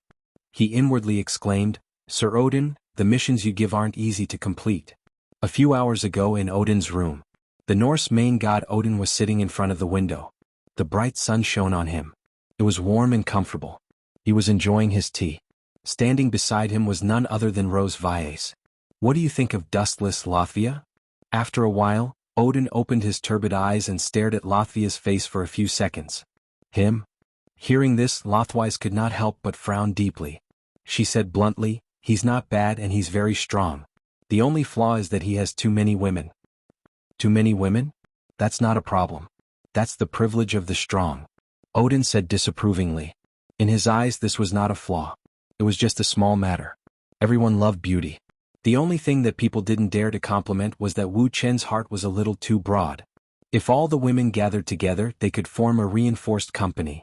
Putting down the teacup in his hand, Odin said seriously, I have an important mission for you. It's related to the survival of the Norse mythological system. Lord Odin. Even if I die, I'll give you the mission. Latvia nodded seriously. She was so touched that she was about to cry. She did not expect Odin to value her so much that he would give her such an important mission. Very good. Odin beamed a satisfied smile and said seriously, you go and seduce that kid Wu Chen. With my vicious fiery gold eyes, I can see that he's interested in you. If you seduce him, you'll get twice the result with half the effort. Plop. Hearing this, Lothwise lost her balance and fell to the ground. Her beautiful eyes looked at Odin speechlessly. Her angry eyes were clearly saying, I'm going to die generously. So you want me to seduce him? Lord Odin, what does the life and death of the gods in the Norse mythology system have to do with him? With your existence, is he stronger than you? Latvia stood up and asked in confusion. Hearing this, Odin's expression of enjoyment instantly disappeared and was replaced with a solemn expression. First of all, I'm already old. I'm not as good as the young ones. Secondly, even if I were to face him at my peak, it would probably be a one-sided annihilation. There wouldn't be any battle experience. Odin sighed. His tone was filled with melancholy. Time was unforgiving and it was time for him to be buried in peace. There was no such thing as eternal immortality. Phew. In other words, Sir Odin is still confident in defeating Dustless. Hearing this, Lothwise revealed a joyful expression, but there was a faint dissatisfaction in her heart. You've misunderstood what I meant. Odin rolled his eyes and smiled bitterly. He opened the window and said frankly, I'm saying that the one who would be annihilated in the end is me, not Dustless. In other words, I'm not his match. Latvia's beautiful eyes widened. She could not help but pause and lower her head. Then why is he still so respectful when speaking to Lord Odin? Latvia asked in confusion. If Dustless's strength was far beyond Odin's, there was no need for him to respect him. After all, this was a world where the strong were respected. Maybe it's because I'm old, Odin said without hesitation. Then he snorted. Not everyone is like that idiot Loki who thinks that he can look down on everyone just because he's strong. He deserved to be killed. That's why it's important to hook up with Dustless. The two of you are familiar with each other and he has feelings for you. The future world is ever-changing, and there are countless strong people in this world. If you can become one of his wives, the Norse mythological system will have another layer of security in the future. Odin said seriously. Loki's incident had taught Odin a lesson. There were too many strong people in this world. One day some ignorant bastard might provoke an unprecedented person. Loki was an example. If that person were to vent his anger on the Norse mythological system, Dustless's role as a relative would come in handy. Lord Odin's mission is so embarrassing. Latvia, who was in the hot spring, was helpless. She and Dustless could even feel each other's skin rubbing against each other. The benefits are coming so soon? Sensing Latvia's strange behavior, Dustless was confused. No matter what, I'm a bastard who doesn't take advantage of her. Since she's already in my mouth, I'll take her first. Dustless smiled with joy. Suddenly, a light flashed in his mind. The aftereffects of yesterday's battle with Loki are coming. My head hurts and my body is seriously exhausted. It's so uncomfortable. Dustless's face was pale and his body was shaking. Then, under the gaze of Vainilana and Gilifia, then he fell into Latvia's arms. This is too fake. Vainilana and Gilifia were speechless. They had witnessed the fierce battle between Dustless and Loki that day. Although Loki was called a god, he was beaten up by Dustless. He didn't suffer at all, and the aftereffects were nonsense.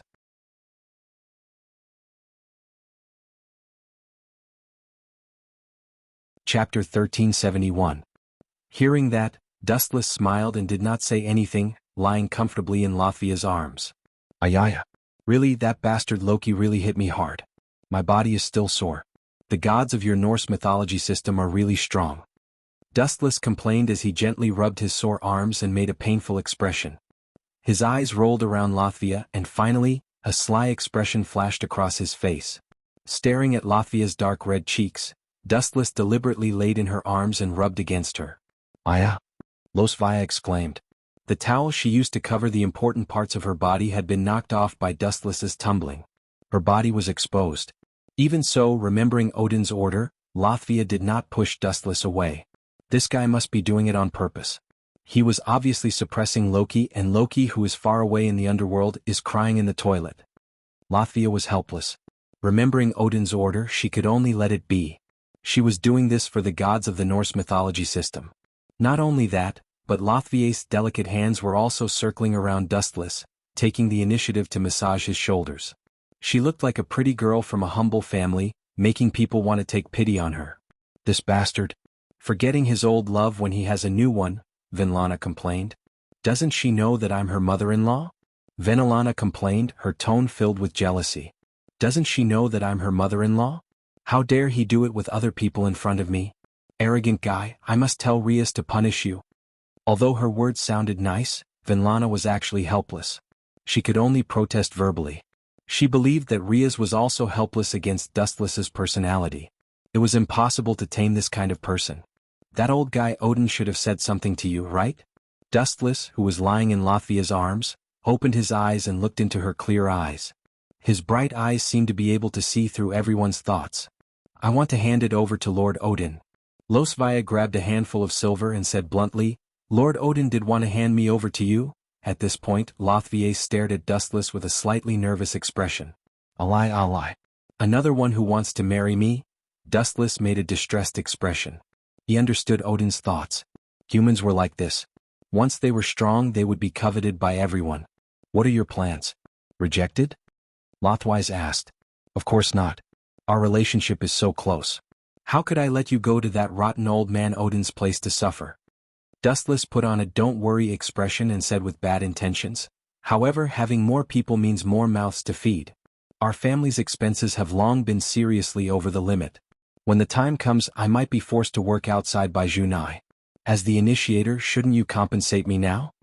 Staring at Latvia's voluptuous body, Dustless's smile was extremely perverted. Ahem. You two should at least pay attention. Don't treat me and Lady Venelana like air. Especially since you are Ria's fiancé. You should pay more attention to your image. Gulifia stood up and scolded Dustless, her face serious. This woman is really unreasonable when she's in work mode. Dustless looked at Gulifia in confusion. He was impressed by her professionalism. It was not easy to be in work mode no matter the time and place. However, it was useless against Dustless. Not only that, but he even teased, "Miss Gulifia, could it be that you're jealous of Latvias? If you don't mind, you can use my legs." In your dreams. Gulifia's face flashed with anger. Dustless's teasing gaze made her uncomfortable. Her face was as red as an apple, almost dripping blood. You are now the son-in-law of the Gimli family. You represent the Gimli family's image. Gulifia reiterated solemnly. This woman is always making things difficult for me, I have to teach her a lesson. Dustless's ears were about to grow calluses from Gulifia's nagging every day. Hee. Dustless's eyes flashed with a smug smile. His powerful mental force rushed into Gulifia's mind. Do you need a back rub? This is one of my responsibilities as a maid. Gulifia's words were shocking. Gulifia's expression changed instantly. Her stern expression was replaced by a gentle one. Her gaze towards Dustless was also filled with gentleness. Dustless used an illusion to change Gulifia's vision, making her think that he was Sizax. Gulifia? Are you not feeling well? Or are your eyes playing tricks on you? Riaz's mother, Venelana, frowned. This was unbelievable. Gulifia usually avoided Dustless as much as she could, so why would she help him rub his back now? I'm a little tired after working the whole day. I'm very grateful that you're willing to rub my back. Dustless replied with a smile. Only an idiot would refuse such a thing. Let's go together, Losvia.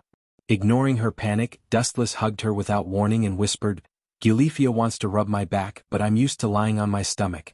If I sit, my back will hurt. Damn it, there's no place for me to lie down, so I'll have to borrow your body. Let me lie down. Without asking for Lasvia's permission, Dustless put her down on the ground and climbed up. Their bodies overlapped.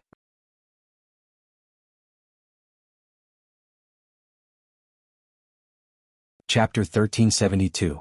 Latvia stared blankly at the shameless Dustless. Her head was spinning and she was completely dumbfounded.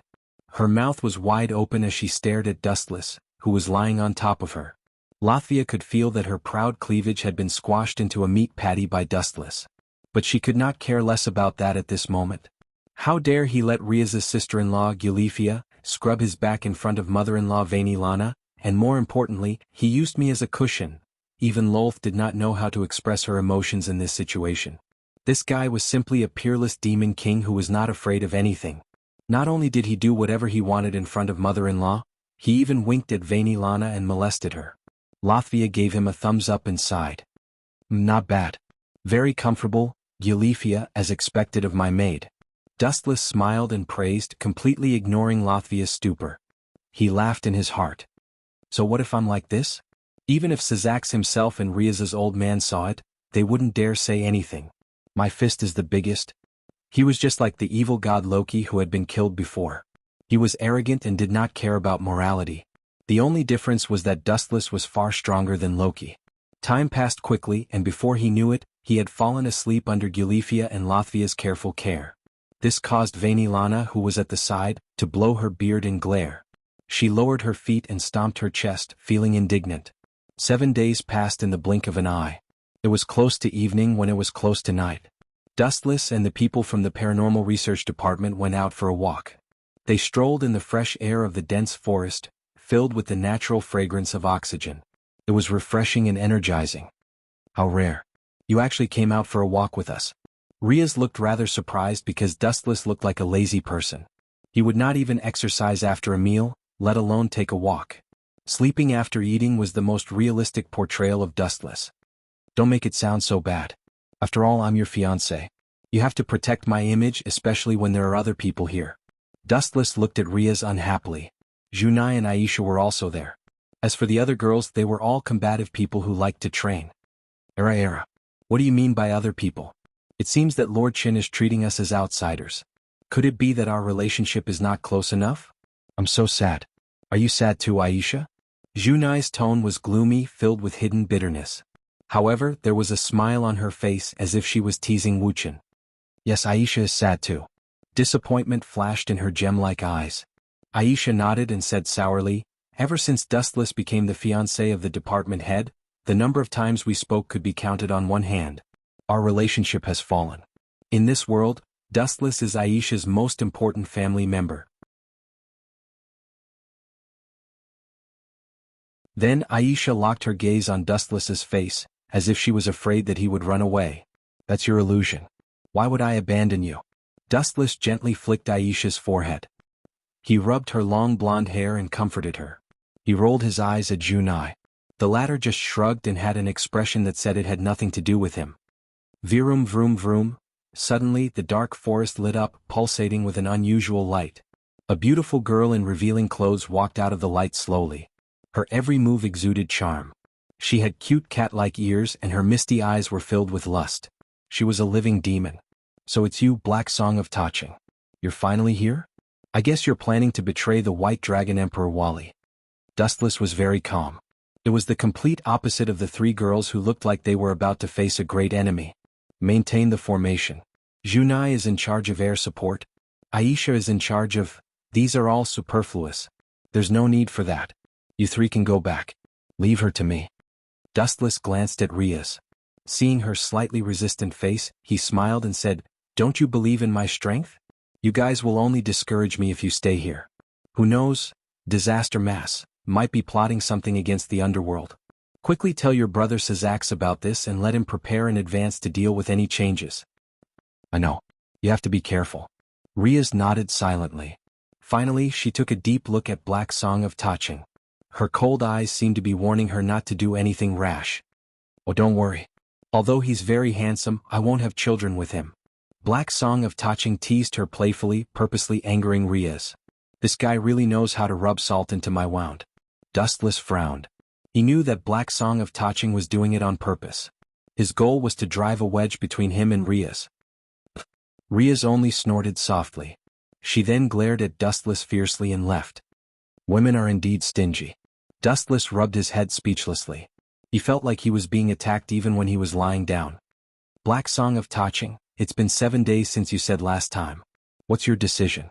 Do you want to join my faction or continue to stay with the White Dragon Emperor Wally?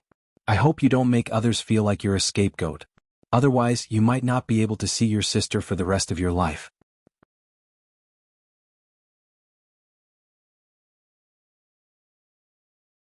Chapter 1373. Dustless's clear eyes stared at Jianghu.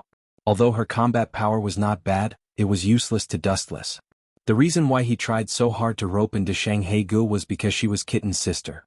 Another reason was that when White Dragon Emperor Wally knew that his subordinate had betrayed him, he would definitely have a constipated expression. I'm sorry I thought about it. Your condition. I'm afraid I can't agree. Jianghu gathered her courage and said. Her eyes were filled with determination.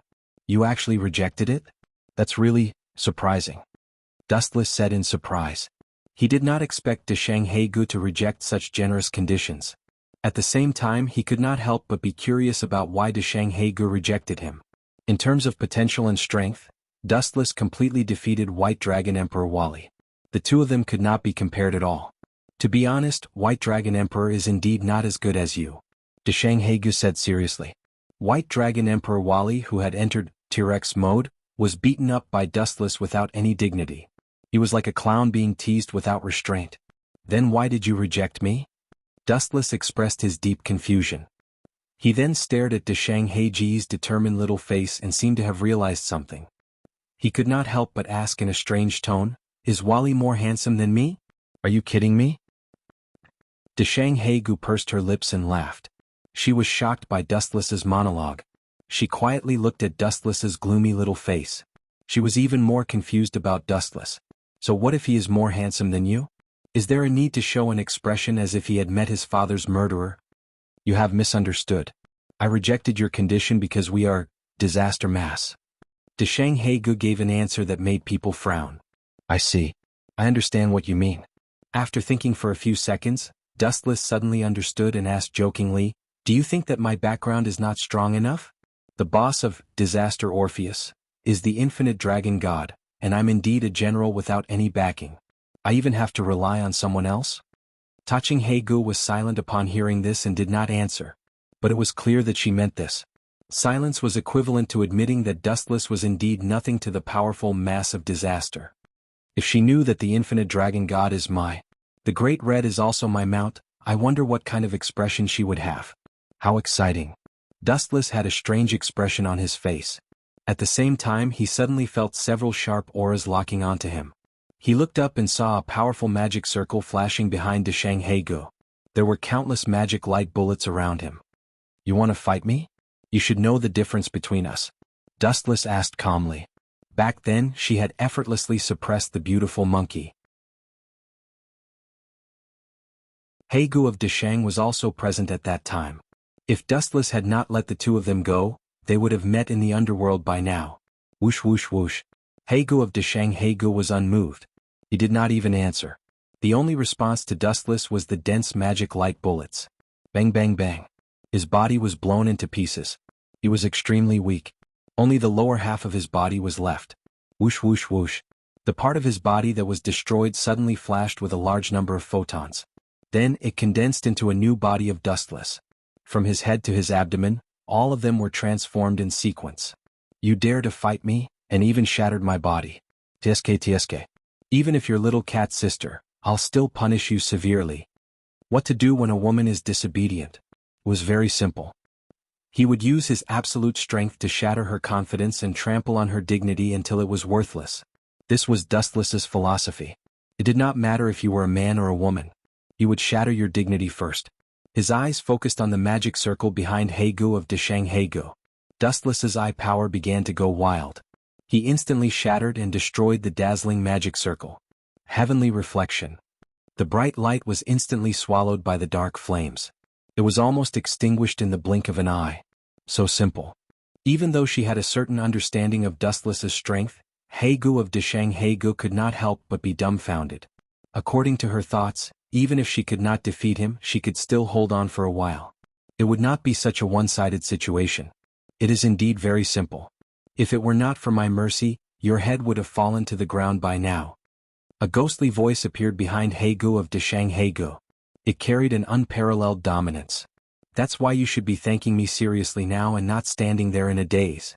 Dustless blew cold air into Heigu of Deshang Heigu's ear to prove his existence to her. Otherwise, Heigu of Deshang Heigu would have been painstakingly searching for traces of Dustless. Die. Heigu of Deshang Heigu's body trembled as if she had been electrocuted. Immediately, her eyes flashed with brutality. Her fingers carried a sinister cold light as they attacked Dustless's face. Still not giving up? Dustless raised his eyebrows slightly. His gaze was cold. He also let go of the grudge in his heart. I don't care if you're a man or a woman. When you attack me, you're my enemy. There's no need to show mercy. Hee. Some of Bingting City's tricks are really good, especially when dealing with women. It's simply godly. The palm of his hand contained boundless strength, and an awe-inspiring energy wave struck towards Taching Heigu. The kimono she was wearing instantly burst open, revealing her smooth and delicate body. You bastard, how could you use such a despicable method? Taching Heigu was so angry that her face turned pale. She looked at Dustless, who had an evil smile on his face. She suddenly felt that although the man in front of her was a human in name, he was even more terrifying than a real demon. Compared to Dustless, a demon like Ryeth was an angel in Deshang Heigu's eyes. Only Dustless, who didn't play by the rules and had no bottom line, could be considered a demon.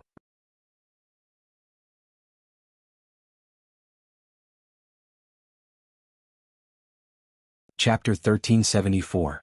The girl's ear-piercing and panicked screams echoed in the silent forest. The frightened birds flapped their wings and flew away. Occasionally, the wild beasts that passed by would show a greedy expression. However, when they quietly approached, they would hate their parents for not giving birth to them with 2 more legs and retreat. What do you want? I'm Kitten's sister. Don't mess around. Otherwise she will be sad. You don't want to see her cry for me, right? For some reason, even though Dustless did not release his killing intent, Taching Heigu was still stared at by his calm eyes. His soul was chilled and his heart was pounding. Your Kitten's sister? Not bad. However, Please don't forget that you are also our enemy, one of the members of Disaster Group. Dustless curled his lips and said disdainfully. Now that he knew he was Kitten's sister, where was he just now? You? Taching Heigu was uncomfortable with Dustless's words. He simply said shamelessly, if you do something unfriendly to me, Kitten will. I'll repeat it again. You are our enemy now. Even if I do something that goes beyond human morality, I think Riaz and Kitten will understand my difficulties. Dustless said casually. What he meant was that he could do anything. Understand your difficulties? Hearing this, Taching Heiji's face darkened. What difficulties do you have? You don't have to take off my clothes even if you have difficulties. Especially when Wuxian lied without blushing or panting, it made Black Song angry. He was like an iron bucket that could not be swayed by oil and salt. He would not listen to anything. Miss Heigu, what's your choice? Do you want to join us, or join us? Dustless stared sneakily at Taching Heigu, whose clothes were not even covering her body. Her clothes were all destroyed by Dustless. Now she was just a white body. The important secret parts were also revealed at a glance. Hee. Dustless let out a dark and wretched smile. His eyes were filled with evil intent. He purposely oppressed Taching Heiji's nerves. Gulp. Deshang Heiji's pretty face was as pale as paper. Although she was bold and unrestrained by nature and didn't mind finding an outstanding and powerful person to happily make babies with, the script in front of her was completely different from what she had imagined. Even if you take away my body, you can't take away my heart. You're the best. I believe that love grows with time. Besides, does it have anything to do with me whether I can get your heart or not? Dustless said with a wave of his hand. He deliberately put on a hungry look as he slowly walked towards Black Song. The powerless Taching Heigu was also forced under the tree roots. I have 108 tricks.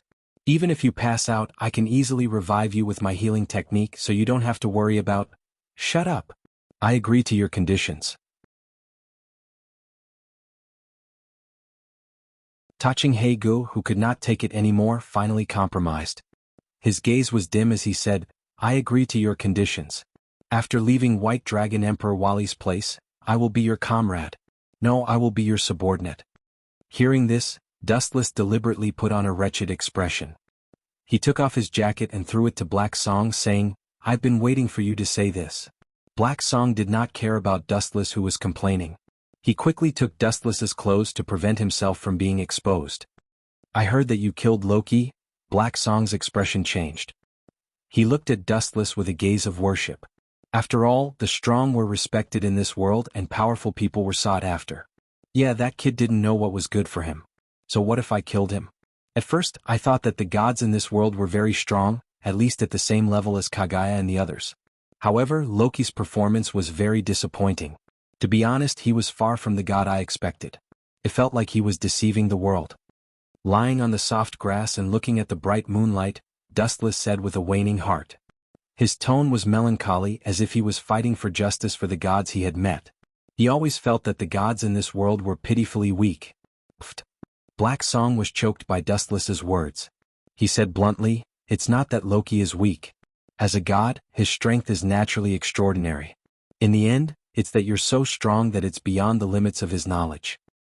What I don't understand is, at this point, Black Song stared at Dustless's cheeks and asked doubtfully, I should be useless to you. Why are you so obsessed with me? Didn't I say it before? Dustless glanced at Black Song in dissatisfaction and repeated, it would be best if the other subordinates of White Dragon Emperor Wali jumped ship. I'm really looking forward to Wali's constipated, angry face that has nowhere to vent.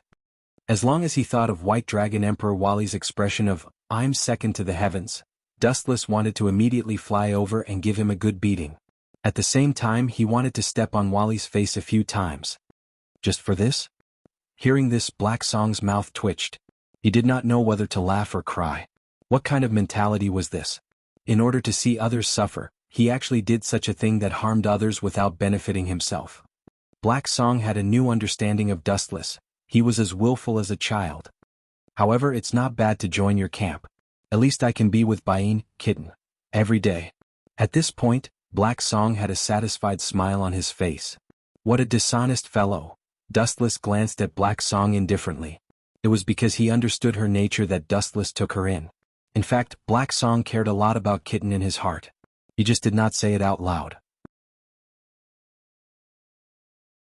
Buzz buzz buzz.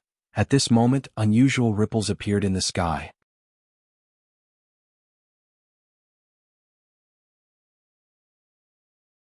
Chapter 1375. Light flashed in the sky. Judging from the outline, it should be a magic circle. The light was shining and embellished with a strange light. The void within the magic circle was severely distorted. Then a weirdly dressed person rushed out from it. He was wearing armor and had a hairpin on his forehead that no one had ever seen before. Generally speaking, it looked more like the golden hoop incantation. He was also floating in the sky on a cloud. Other than that, he was also carrying a golden staff. Only Wally's subordinate can dress so comically. Beautiful monkey, you're just a defeated opponent. You actually dared to come to me. Did your strength increase recently, or did you become more reckless? Dustless said disdainfully as he carefully observed the black dot in the sky. His words were full of contempt. Yo, sigh. Jianghu sighed lightly. The beautiful monkey's strength was actually not bad, but compared to Dustless, it was not worth mentioning.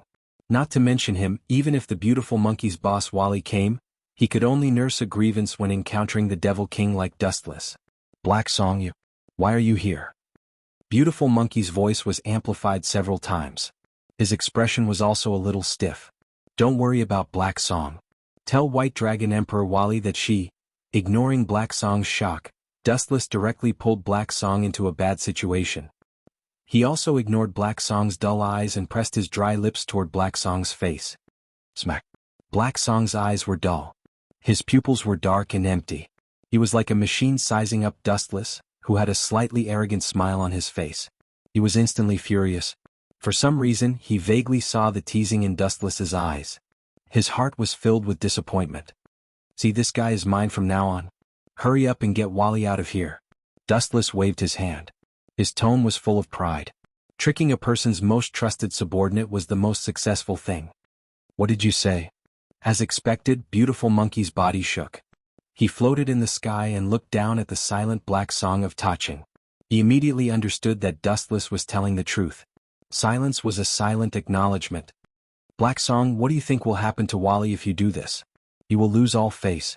The beautiful monkey's hoarse voice was filled with reproach and a hint of warning. Don't forget Wally's identity. Even if you're not as good as him now, you can still. Can you surpass me in the future? A voice without warning resounded through the sky. The beautiful monkey was startled, but discovered that Dustless had disappeared without a trace. Do you know the biggest difference between us? A cold voice came from the front. The beautiful monkey looked up. At some unknown time, Dustless had already appeared in front of him. He only has the great red in his eyes. My goal is the vast universe. First of all, he is already lost in terms of goals. For Valerie, the difficulty of defeating me is no less than defeating God as a human. So you can understand the difference? TSK looks like you can't understand. Humans really can't communicate with animals like monkeys.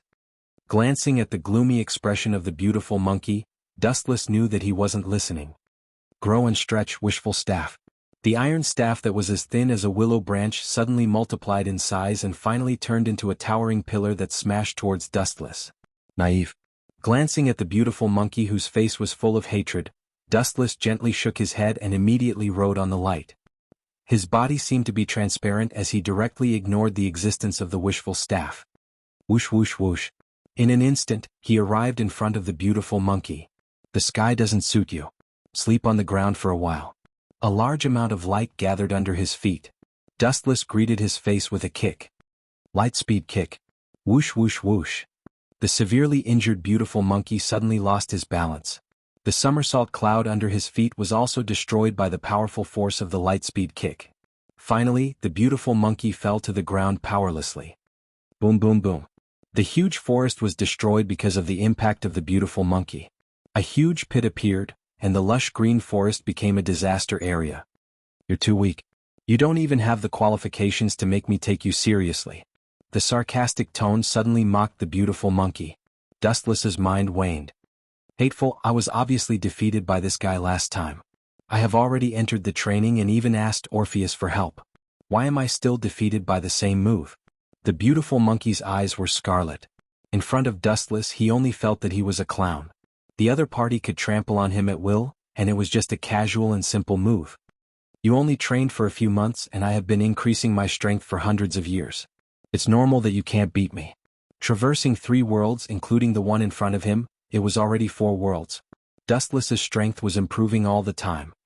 You want to surpass me who has experienced countless life and death struggles for hundreds of years in a few months? Naive. Dustless's words were filled with endless contempt. His hundreds of years of hard work was surpassed in a few months. He might as well die. Don't be too proud. Dusting off the dust on his body, the beautiful monkey still gritted his teeth and stood up. White Dragon Emperor Wally was his close friend. At this time he must support White Dragon Emperor and must not cower. You don't know the meaning of death. Seeing this, Dustless's eyes flashed coldly. He lifted his thumb with a cold gaze, and a high-density destructive light beam gathered in front of him. Laser shot. As soon as his voice fell, the light beam whizzed out. The armor that the beautiful monkey was wearing was as thin as a cicada's wing.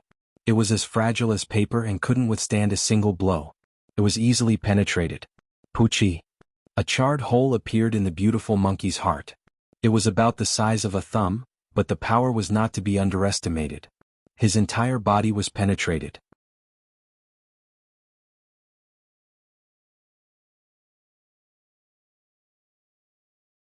Chapter 1376. Beautiful Monkey was in unbearable pain. He didn't expect Dustless to be so strong.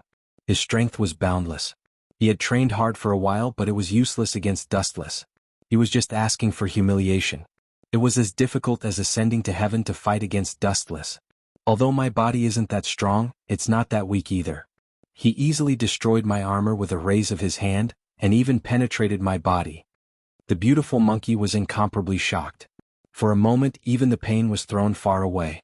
Having such a strong enemy like Dustless was simply everyone's nightmare. Even if he was still alive he would still be living in fear. Shoo shoo shoo. A sharp explosion sounded, and beautiful monkey suddenly felt that the world in his eyes was extremely dazzling. Raising his head, he saw that Wu Chen's raised shining foot was already aiming at his head. Hee hee. Seeing such a scene, beautiful monkey revealed a carefree smile. Sometimes, being killed was also a kind of relief, especially when you knew that you couldn't defeat the enemy. You would live in a nightmare forever. Death was the wisest choice. However, he was destined to be disappointed. Don't show such an indifferent expression. Don't worry, I won't kill you. Dustless shook his finger and revealed a don't worry expression. It's not good to fight and kill. You'd better live peacefully. At least help me pass a few words to your master. The light condensed on the bottom of his foot disappeared, and his right foot landed on the ground again. What do you mean? Beautiful monkey asked in a hoarse voice. If he could, he would rather die. Nothing. I just feel that for people like you, rather than letting you die and be relieved, it's better to let you live in a nightmare forever. Dustless's mouth revealed a devilish cold smile. Tell Wally that he must work hard. With such a valuable enemy like me, if he doesn't have any motivation he will have no way out in the future. This guy is so ruthless. Dark Song's beautiful eyes flashed with realization. She immediately understood Dustless's intention. He wasn't being merciful, but he was silently telling White Dragon Emperor Wally, your companions' lives are in my hands. If you don't want them to be killed, then work hard. This was to stimulate Wally to abuse himself crazily. You bastard, kill me if you have the guts. The beautiful monkey's expression changed. He also understood Dustless's scheme. Dustless wanted to use him to provoke Varley. His method was despicable and sinister. You don't have a choice. Dustless laughed sinisterly. At the same time, he looked towards Deshang and He Gu, giving her a meaningful glance. Phew, helplessly, Black Song could only do as he was told. After all, Dustless was his current boss. Moreover, he was eccentric and unpredictable. If he offended him, he would not be able to bear the consequences. Dustless decisively opened the magic array used to travel through time and space, and then kicked it in. In a special mysterious space. A blue light flashed in the sky, and the battered and exhausted beautiful monkey stepped out from it. White Dragon Emperor Wally frowned and asked in confusion, how did you end up like this? Who hurt you? Black Song hasn't returned yet? Wally's eyes flashed with hostility. He actually valued his companions. It's that guy called Dustless. Black Song won't be coming back. Dragging his tired body to sit on the ground, the beautiful monkey said helplessly, she has joined Dustless's camp. From now on she's our enemy. Although he knew that these words were a big blow to Wally, the beautiful monkey still felt that it was necessary to make it clear. Ka. The ground under White Dragon Emperor Wally's feet suddenly burst open. His body erupted with an extremely oppressive aura. He had always been the one to tease others. When had anyone dared to tease him like this? How's that guy called Dustless's strength recently? Your strength has improved a lot recently. Even if you can't beat him, you shouldn't lose too badly. Wally asked in a hoarse voice. His stern tone seemed to be looking for Black Song and Dustless to settle the score. Recently, he and the beautiful monkey had been training themselves crazily. Their strength was completely different from before. To be honest, last time he deliberately teased me, so he fought a few more moves with Dustless. As a result, he didn't play with me this time. He only used one move to severely injure me. The beautiful monkey's tone was extremely depressed. He lowered his head in shame and did not dare to look at Wally's eyes. In fact, Dustless only used Lightspeed Kick to severely injure him. The remaining laser was completely superfluous. To put it bluntly, he deliberately disgusted him. Perhaps he saw that he was pitiful and deliberately rewarded him with another move. Looks like the matter of him killing Loki is true. Until now, White Dragon Emperor Wally had still calmed down. Although he was extremely sullen in his heart, he could not even restrain his own subordinates. In the end, Dustless had taken advantage of him. Thinking about it, the blood in Wally's body was boiling. A gush of old blood rushed to his head and was about to vomit. We seemed to, the beautiful monkey who had always been flamboyant, was unusually well behaved. When he saw that White Dragon Emperor Wally did not go berserk, he said, "It's impossible to surpass him with pure effort. After all, that guy can kill gods. This sentence was like a thorn that deeply stabbed White Dragon Emperor Wally's self-esteem. That's right, Dustless was already strong to the extent that he could kill gods, but what was he doing? Dustless's ridicule suddenly appeared in his mind. He did not know why, but Wally suddenly felt that it was too appropriate. In my eyes, you are simply a child who has not grown up.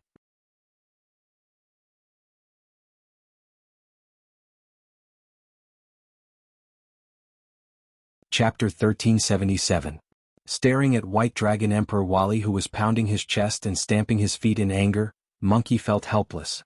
Both of them were members of the Misfortune Squad, and happened to be Dustless's enemy. They deserved to be beaten up. How about, Monkey seemed to have thought of something as his eyes flashed and suggested, how about we let the infinite dragon god Orpheus deal with him? If it's Orpheus, she can definitely defeat Dustless. After all, Orpheus had unlimited power. Maybe, but, Wally turned his head and coldly glanced at Monkey as he coldly rejected. But that guy is my enemy. This is my personal matter. Orpheus has no right to interfere. As expected, hearing this, Monkey could only smile bitterly. He was not surprised because this was the arrogant White Dragon Emperor. No one could control his will and no one could interfere with his personal matters. Speaking of which, I haven't seen Orpheus recently. Wally lowered his head and thought about something as he recalled Orpheus' recent strange behavior. That guy couldn't have gone to find trouble with the Great Red, right? Monkey was bored and smiled.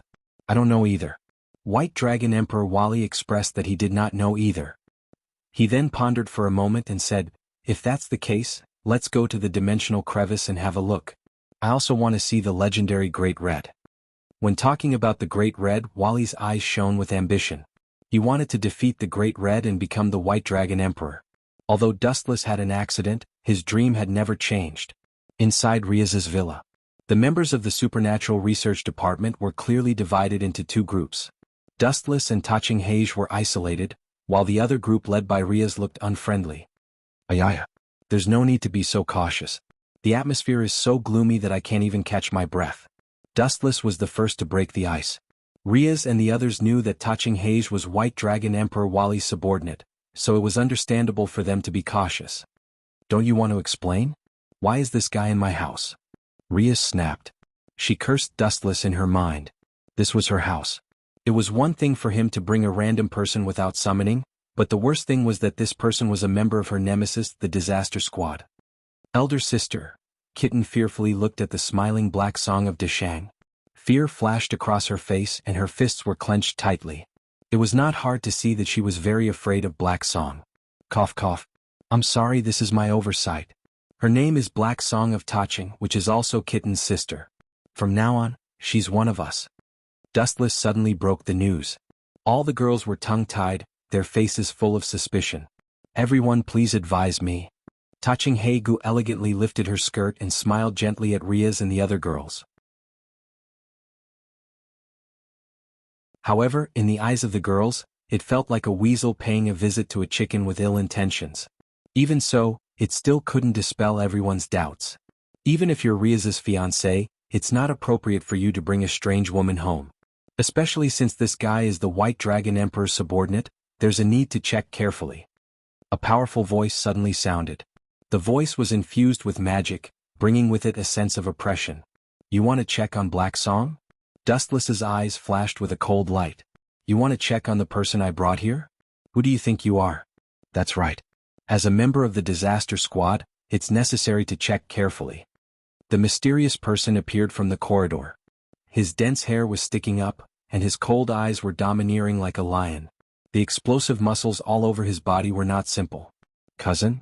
Riaz exclaimed. Her face was full of surprise. Riaz's cousin? The members of the paranormal research department were all stunned. They all looked at this extraordinarily handsome man. His awe-inspiring aura made people not dare to breathe too heavily. I'm sorry, I don't care whose cousin you are, and I don't care which demon family you are the heir of. I'm not interested in these and I don't want to know.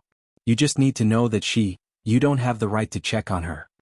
Pointing at Black Song, Dustless's tone was as cold as ice. This is troublesome.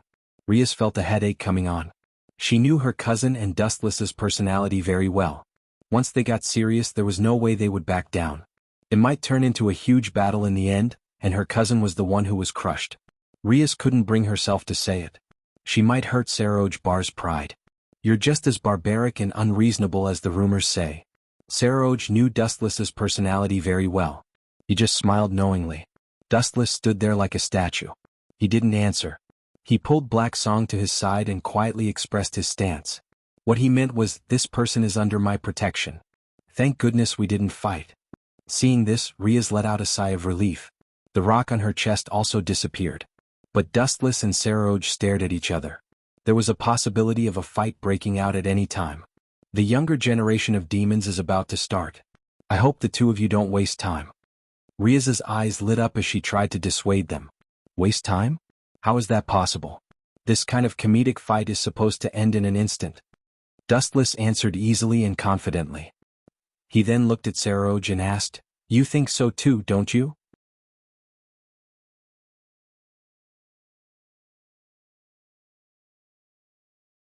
Chapter 1378.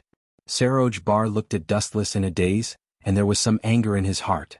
He was the strongest demon of the younger generation, but Dustless's contemptuous tone didn't put him in his eyes at all.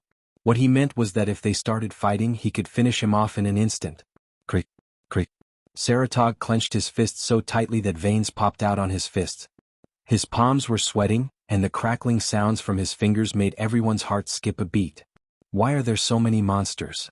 Hito Issei wanted to cry but no tears came out. He suddenly realized that the confidence he had built up with so much effort had crumbled once again.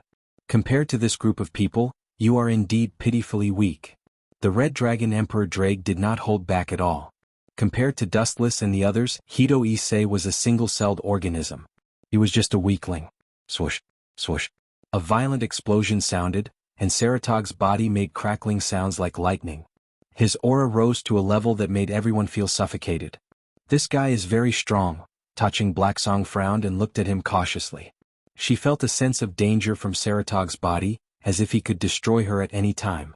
Swoosh, swoosh.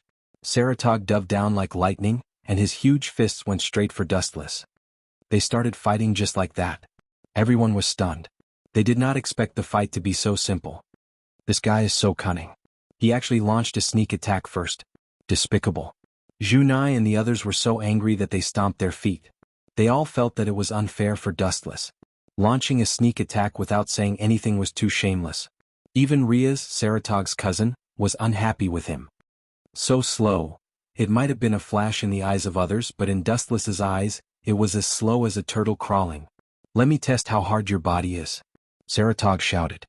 His fist that could flatten a mountain was about to land on Dustless's face, but a seemingly weak arm easily caught it. "Stop fooling around, brat." A small hand that was only a quarter of Saroj's size calmly blocked the sharp edge of the fist, and the fist with the pressure of Mount Tai was unable to move forward in the slightest. This. Gulp, how is this possible? Saroj was tongue-tied as his internal organs violently jumped. He subconsciously looked at Dustless.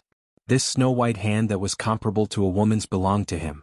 Dustless looked straight at Saroj without any ripples in his eyes as he explained in a soft voice, "It's just a game of words. You can play it casually, but if you go beyond this boundary the flavor will change. Especially when you raise your fist. I can kill you at any time." His pitch-black eyes were as bright as the moon. His calm tone was filled with confidence, but it caused Black G's eyes to light up. He felt as if he had just woken up from a dream. TSK. I didn't expect this kid to care about me so much. It's not bad to make a baby with him. Deshang Hegu pursed her lips.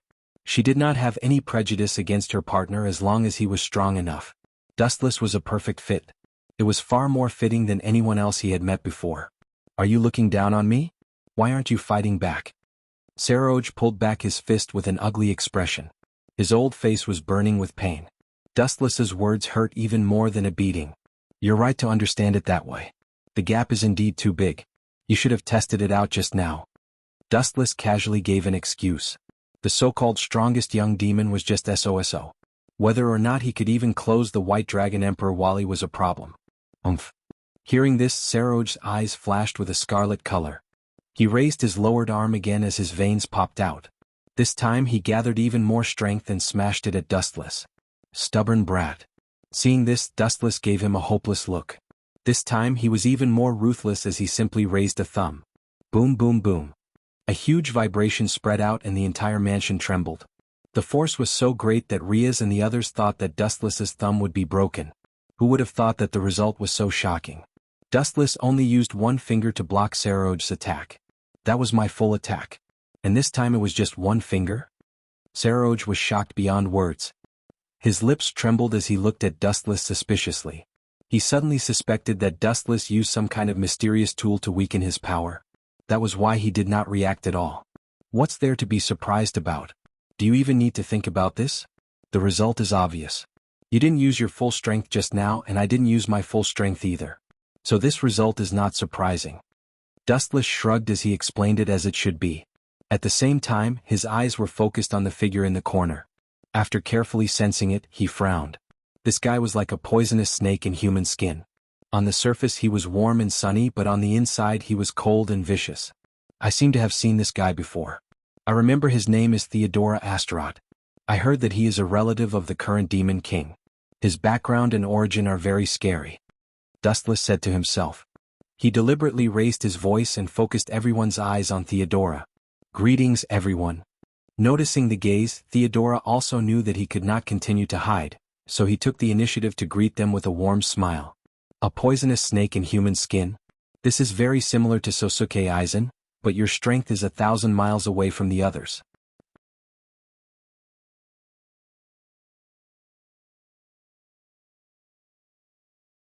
Chapter 1379.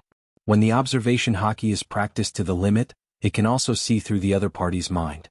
Just like Dustless, he has already vaguely seen Theodora's purpose. You even want to hit Aisha, your strength is a bit weak but your courage is not small. A cold light flashed, Dustless's gaze shifted to Theodora's head, with a playful smile on his face, his lips squirmed slightly. When he was about to ridicule him, someone spoke first. This place is not suitable for you, Theodora, Riaz's cousin Saroj said coldly. Seeing this, Dustless's eyes narrowed slightly, touched his chin and said, It seems that the relationship between these two people is just SOSO, maybe they can help me deal with him. This doesn't seem to have anything to do with you. Theodora's face always maintained a smile, giving people a very warm feeling. People who don't know him will really think that he is a gentleman, but in fact, his heart is black. Ingen is her. Theodora secretly glanced at Aisha and cleared his throat. When he was about to talk to Aisha, Saroj's impatient tone stopped him. If there is nothing else, please leave quickly, I still want to fight with that guy. His tone was obviously a bit harsher. Being disturbed rashly and suffering a loss in the hands of Dustless, Saroj was now angry. I'm going to say no. Theodora was fearless. Instead, he disdainfully curled his lips. He is the blood relative of the current demon king Beelzebub, and the next head of the Astaroth family. There is no need to be afraid of Saroj. Not only that, Theodora felt that he could use Saroj to show off his strength. Two idiots spit at each other. Wuxian sat on the chair lazily and crossed his legs calmly. He stared at the two of them with a malicious look as if he was a bystander. This is a duel between the second generation of officials. It has nothing to do with him, an outsider. Do you want to be beaten? Frowning, Saroj asked gloomily. Dustless has not washed away the shame he gave him, and this idiot came to talk back to him again. It was the unlucky rhythm of being targeted by ghosts when they went out. Humph, if you want to fight, then get out of here. Don't disturb my proposal. Diodora, whose face was flushed red, refused to back down. Propose? Hearing this, Dustless's eyes emitted a cold, murderous aura, and the surrounding temperature immediately dropped. Forget it if you want to propose to Aisha. Dustless revealed his deep three-tomo Sharingan, radiating a demonic brilliance, and smiled more devilishly than a demon. Propose? Who do you want to propose to? Saroj's murderous aura froze for a moment. He took a closer look and realized that there was no one else but Riaz's family.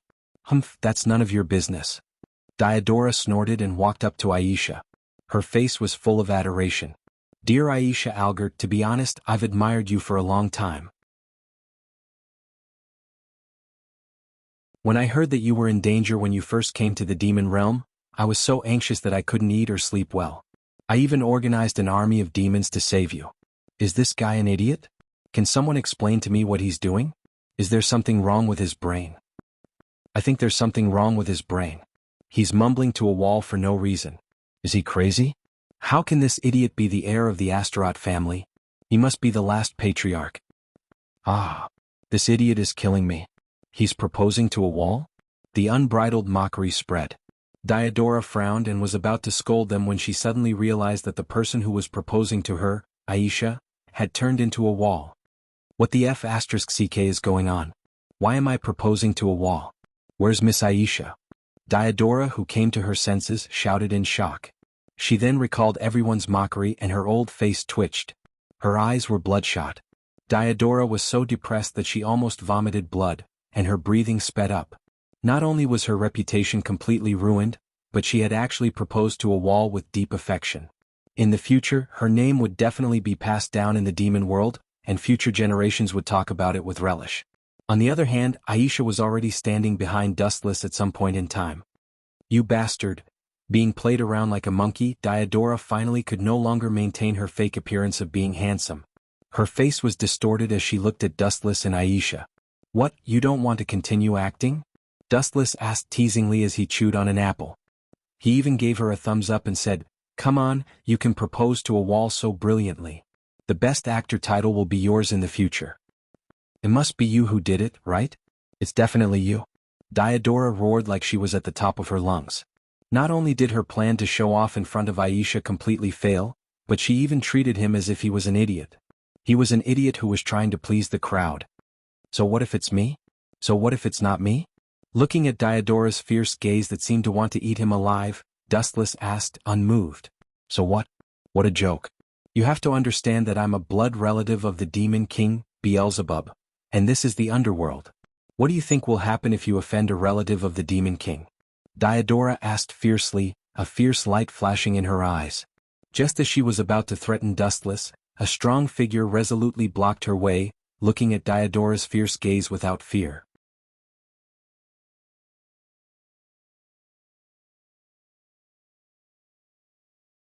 Chapter 1380.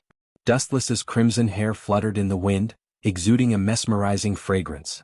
As the hair was too long, it drooped on his cheeks, making the willow fragrance even clearer. He could not help but take a few more sniffs.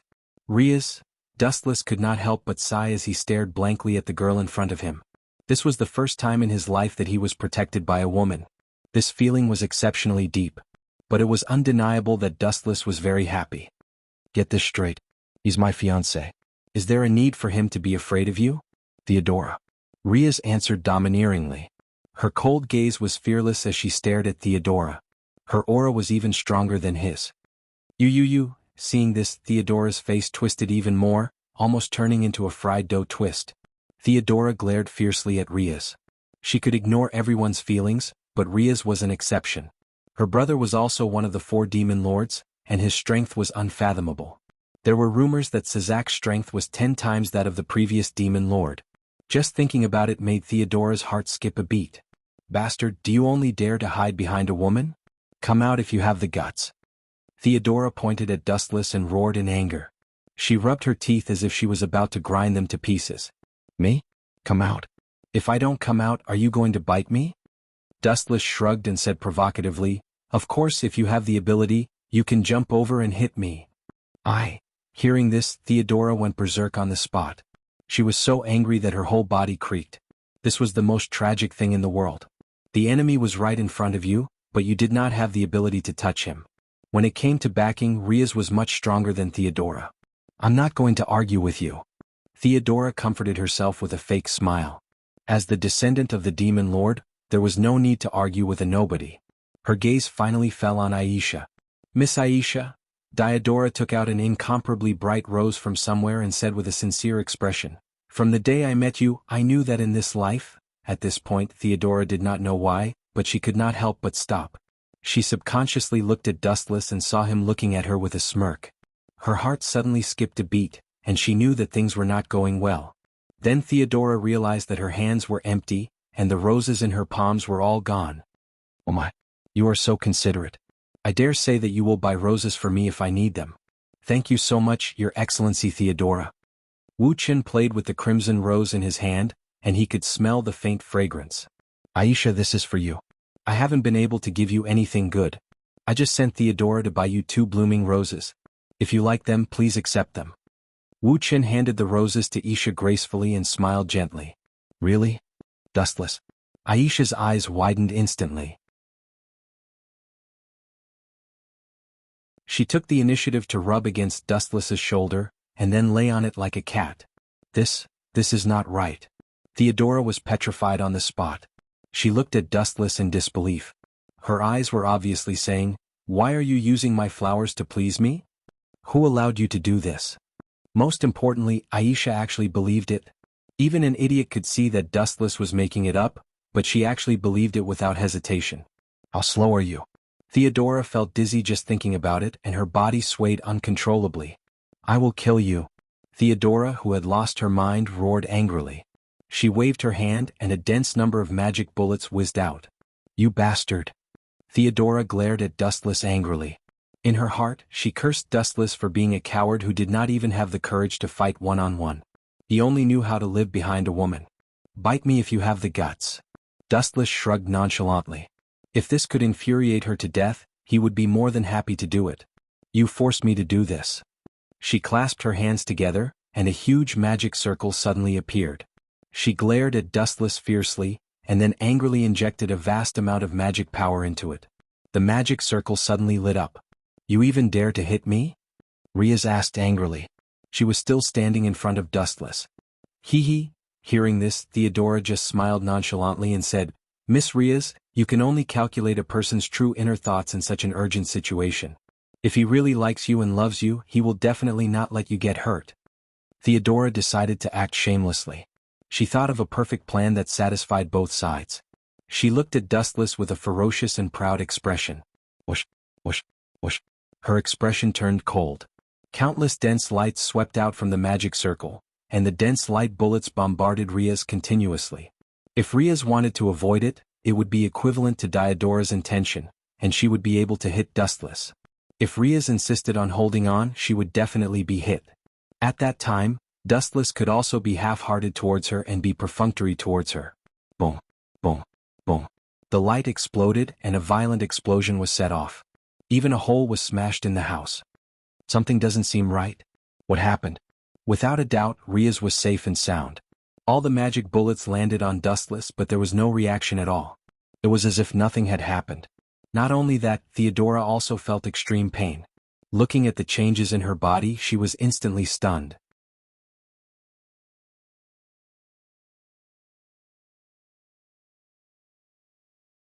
Chapter 1381. Despite his words, Dustless was actually feeling extremely awkward. He secretly scolded Black Goo for not caring about the occasion. How could he casually mention this kind of hobby? He was obviously trying to trick him. Then let's go take a look. Facing the eager gazes of the girls, Dustless could only compromise. He was not interested, but Junai and the rest were. He had to be considerate of their feelings. Otherwise, his harem would sooner or later be on fire. I've gotten myself into big trouble today. On the way to the banquet, Riaz approached Dustless and sighed. Her delicate little face was unusually wrinkled and sad, which made her look very lovable. My cute Riaz. Why are you sighing like that? Also, who's the one who got into big trouble? Dustless blinked and asked curiously. Hearing that, Riaz rolled her eyes and said unhappily, Who is it? So far away but so close. Ah. Dustless looked around instinctively and realized that Junai and the rest were walking in front, talking and laughing. Only he and Riaz were walking at the back. It can't be me, right? Looking at Riaz in confusion, Dustless asked. You can't be talking about that Diodora, right? Just a small character not worth mentioning, just a clown. He is indeed a clown, but you've overlooked a big problem. With a serious expression, Riaz said in a low voice, but his position is very special.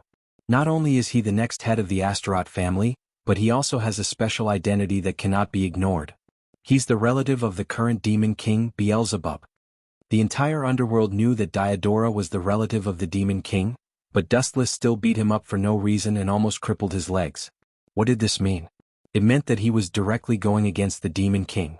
To put it bluntly, this was purposely slapping the demon king Beelzebub in the face. It seems very serious. He might have indirectly offended the demon king.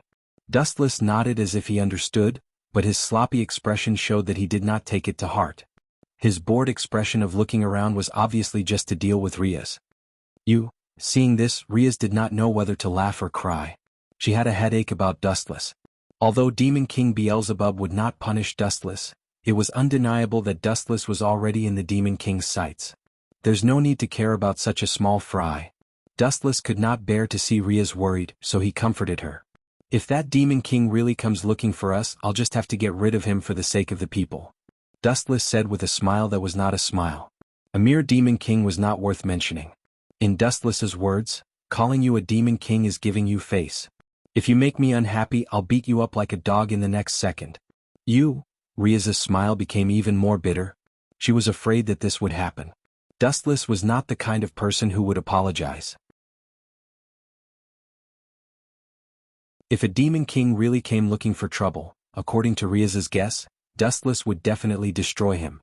By then, there would be one less Demon King out of the four, and the entire underworld would lose its stability. The peace treaty that her brother Sazax had spent so much effort to establish would also disappear. The fall of a Demon King might cause the entire world to fall into a crisis. The people of this world are really narrow-minded. In their eyes, there are only Demon Kings and gods. Dustless could not help but shake his head. In this world where gods were everywhere, their actual strength was only SOSO. Even if he met his previous enemy Sosuke Aizen, it might have been a one-sided battle, let alone a super strong person like him who had swept through several dimensions.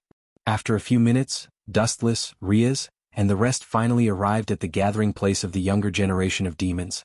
The appearance of Riaz and the rest immediately caused an uproar. However, when they saw Dustless appear, they all left in disappointment.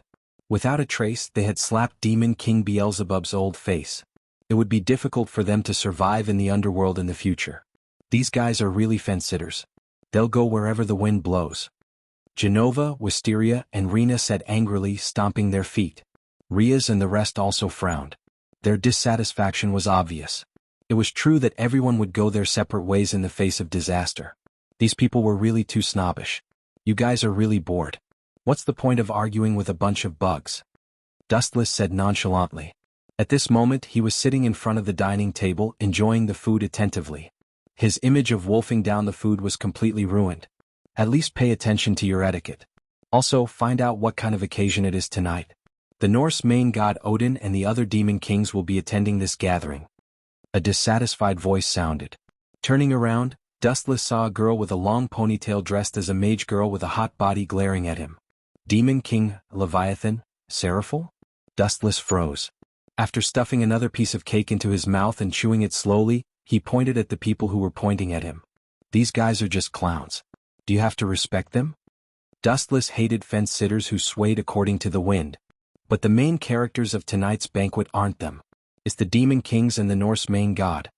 Seraphil puffed out her chest and said proudly. So what? Hearing this, Dustless pursed his lips, not caring about Seraphil's identity as demon king. You're a demon king too. Have I ever respected you? The herbal tea that had just entered her mouth spurted out without a care for her image. Veins popped out on Seraphil's forehead.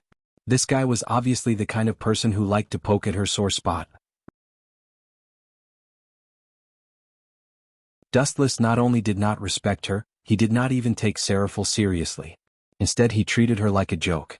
Not only did he not respect Seraphil, who was a demon king, he even forcibly took away her chastity.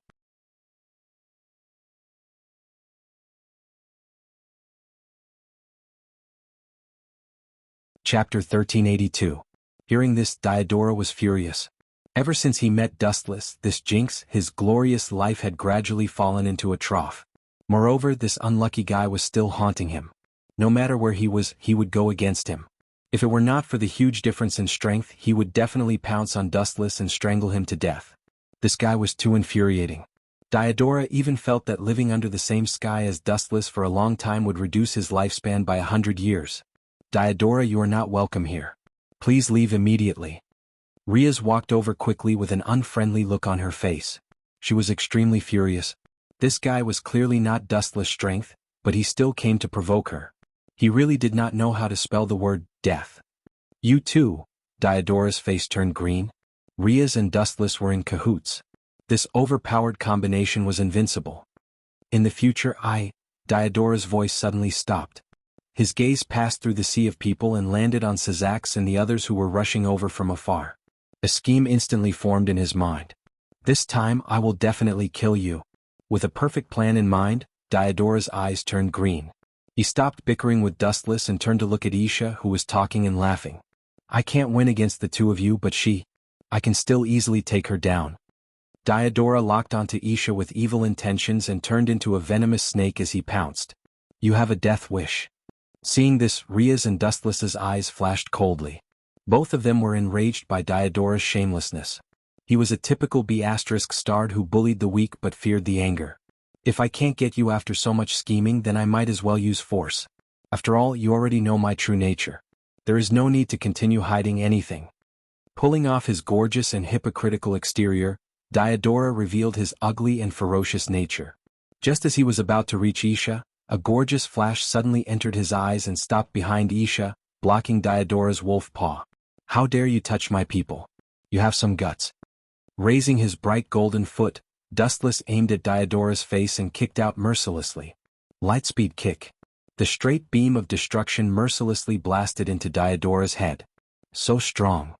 Theodora's pupils suddenly shrank, but a smile of having succeeded in her scheme flashed in her heart. He then cast a defensive magic array on himself to block the kick. Ka. Even so, after a few seconds of stalemate, the dazzling magic circle was finally extinguished, torn apart by the powerful force of the lightspeed kick. Boom boom boom. In the end, tragedy still befell Theodora. The dazzling light engulfed her and sent her flying. However, as the magic array had blocked most of the impact just now, the force that hit Diodora's body was only 20% or 20% of its original power. Whoosh whoosh whoosh. Bang bang bang.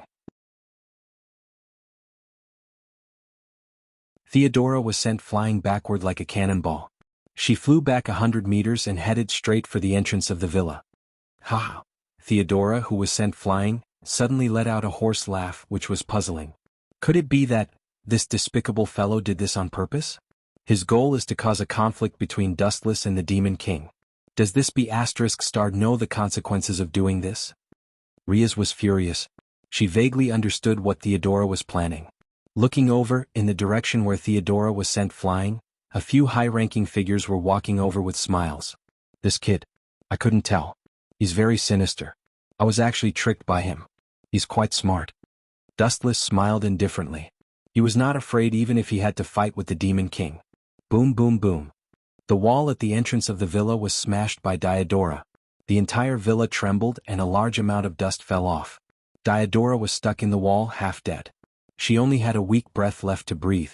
Unfortunately, the few people standing beside Theodora were Sazax and the other Demon Kings. Seeing such a scene, everyone held their breath. This was a banquet hosted by the Demon King. Anyone who dared to cause trouble in public must have 8 heads.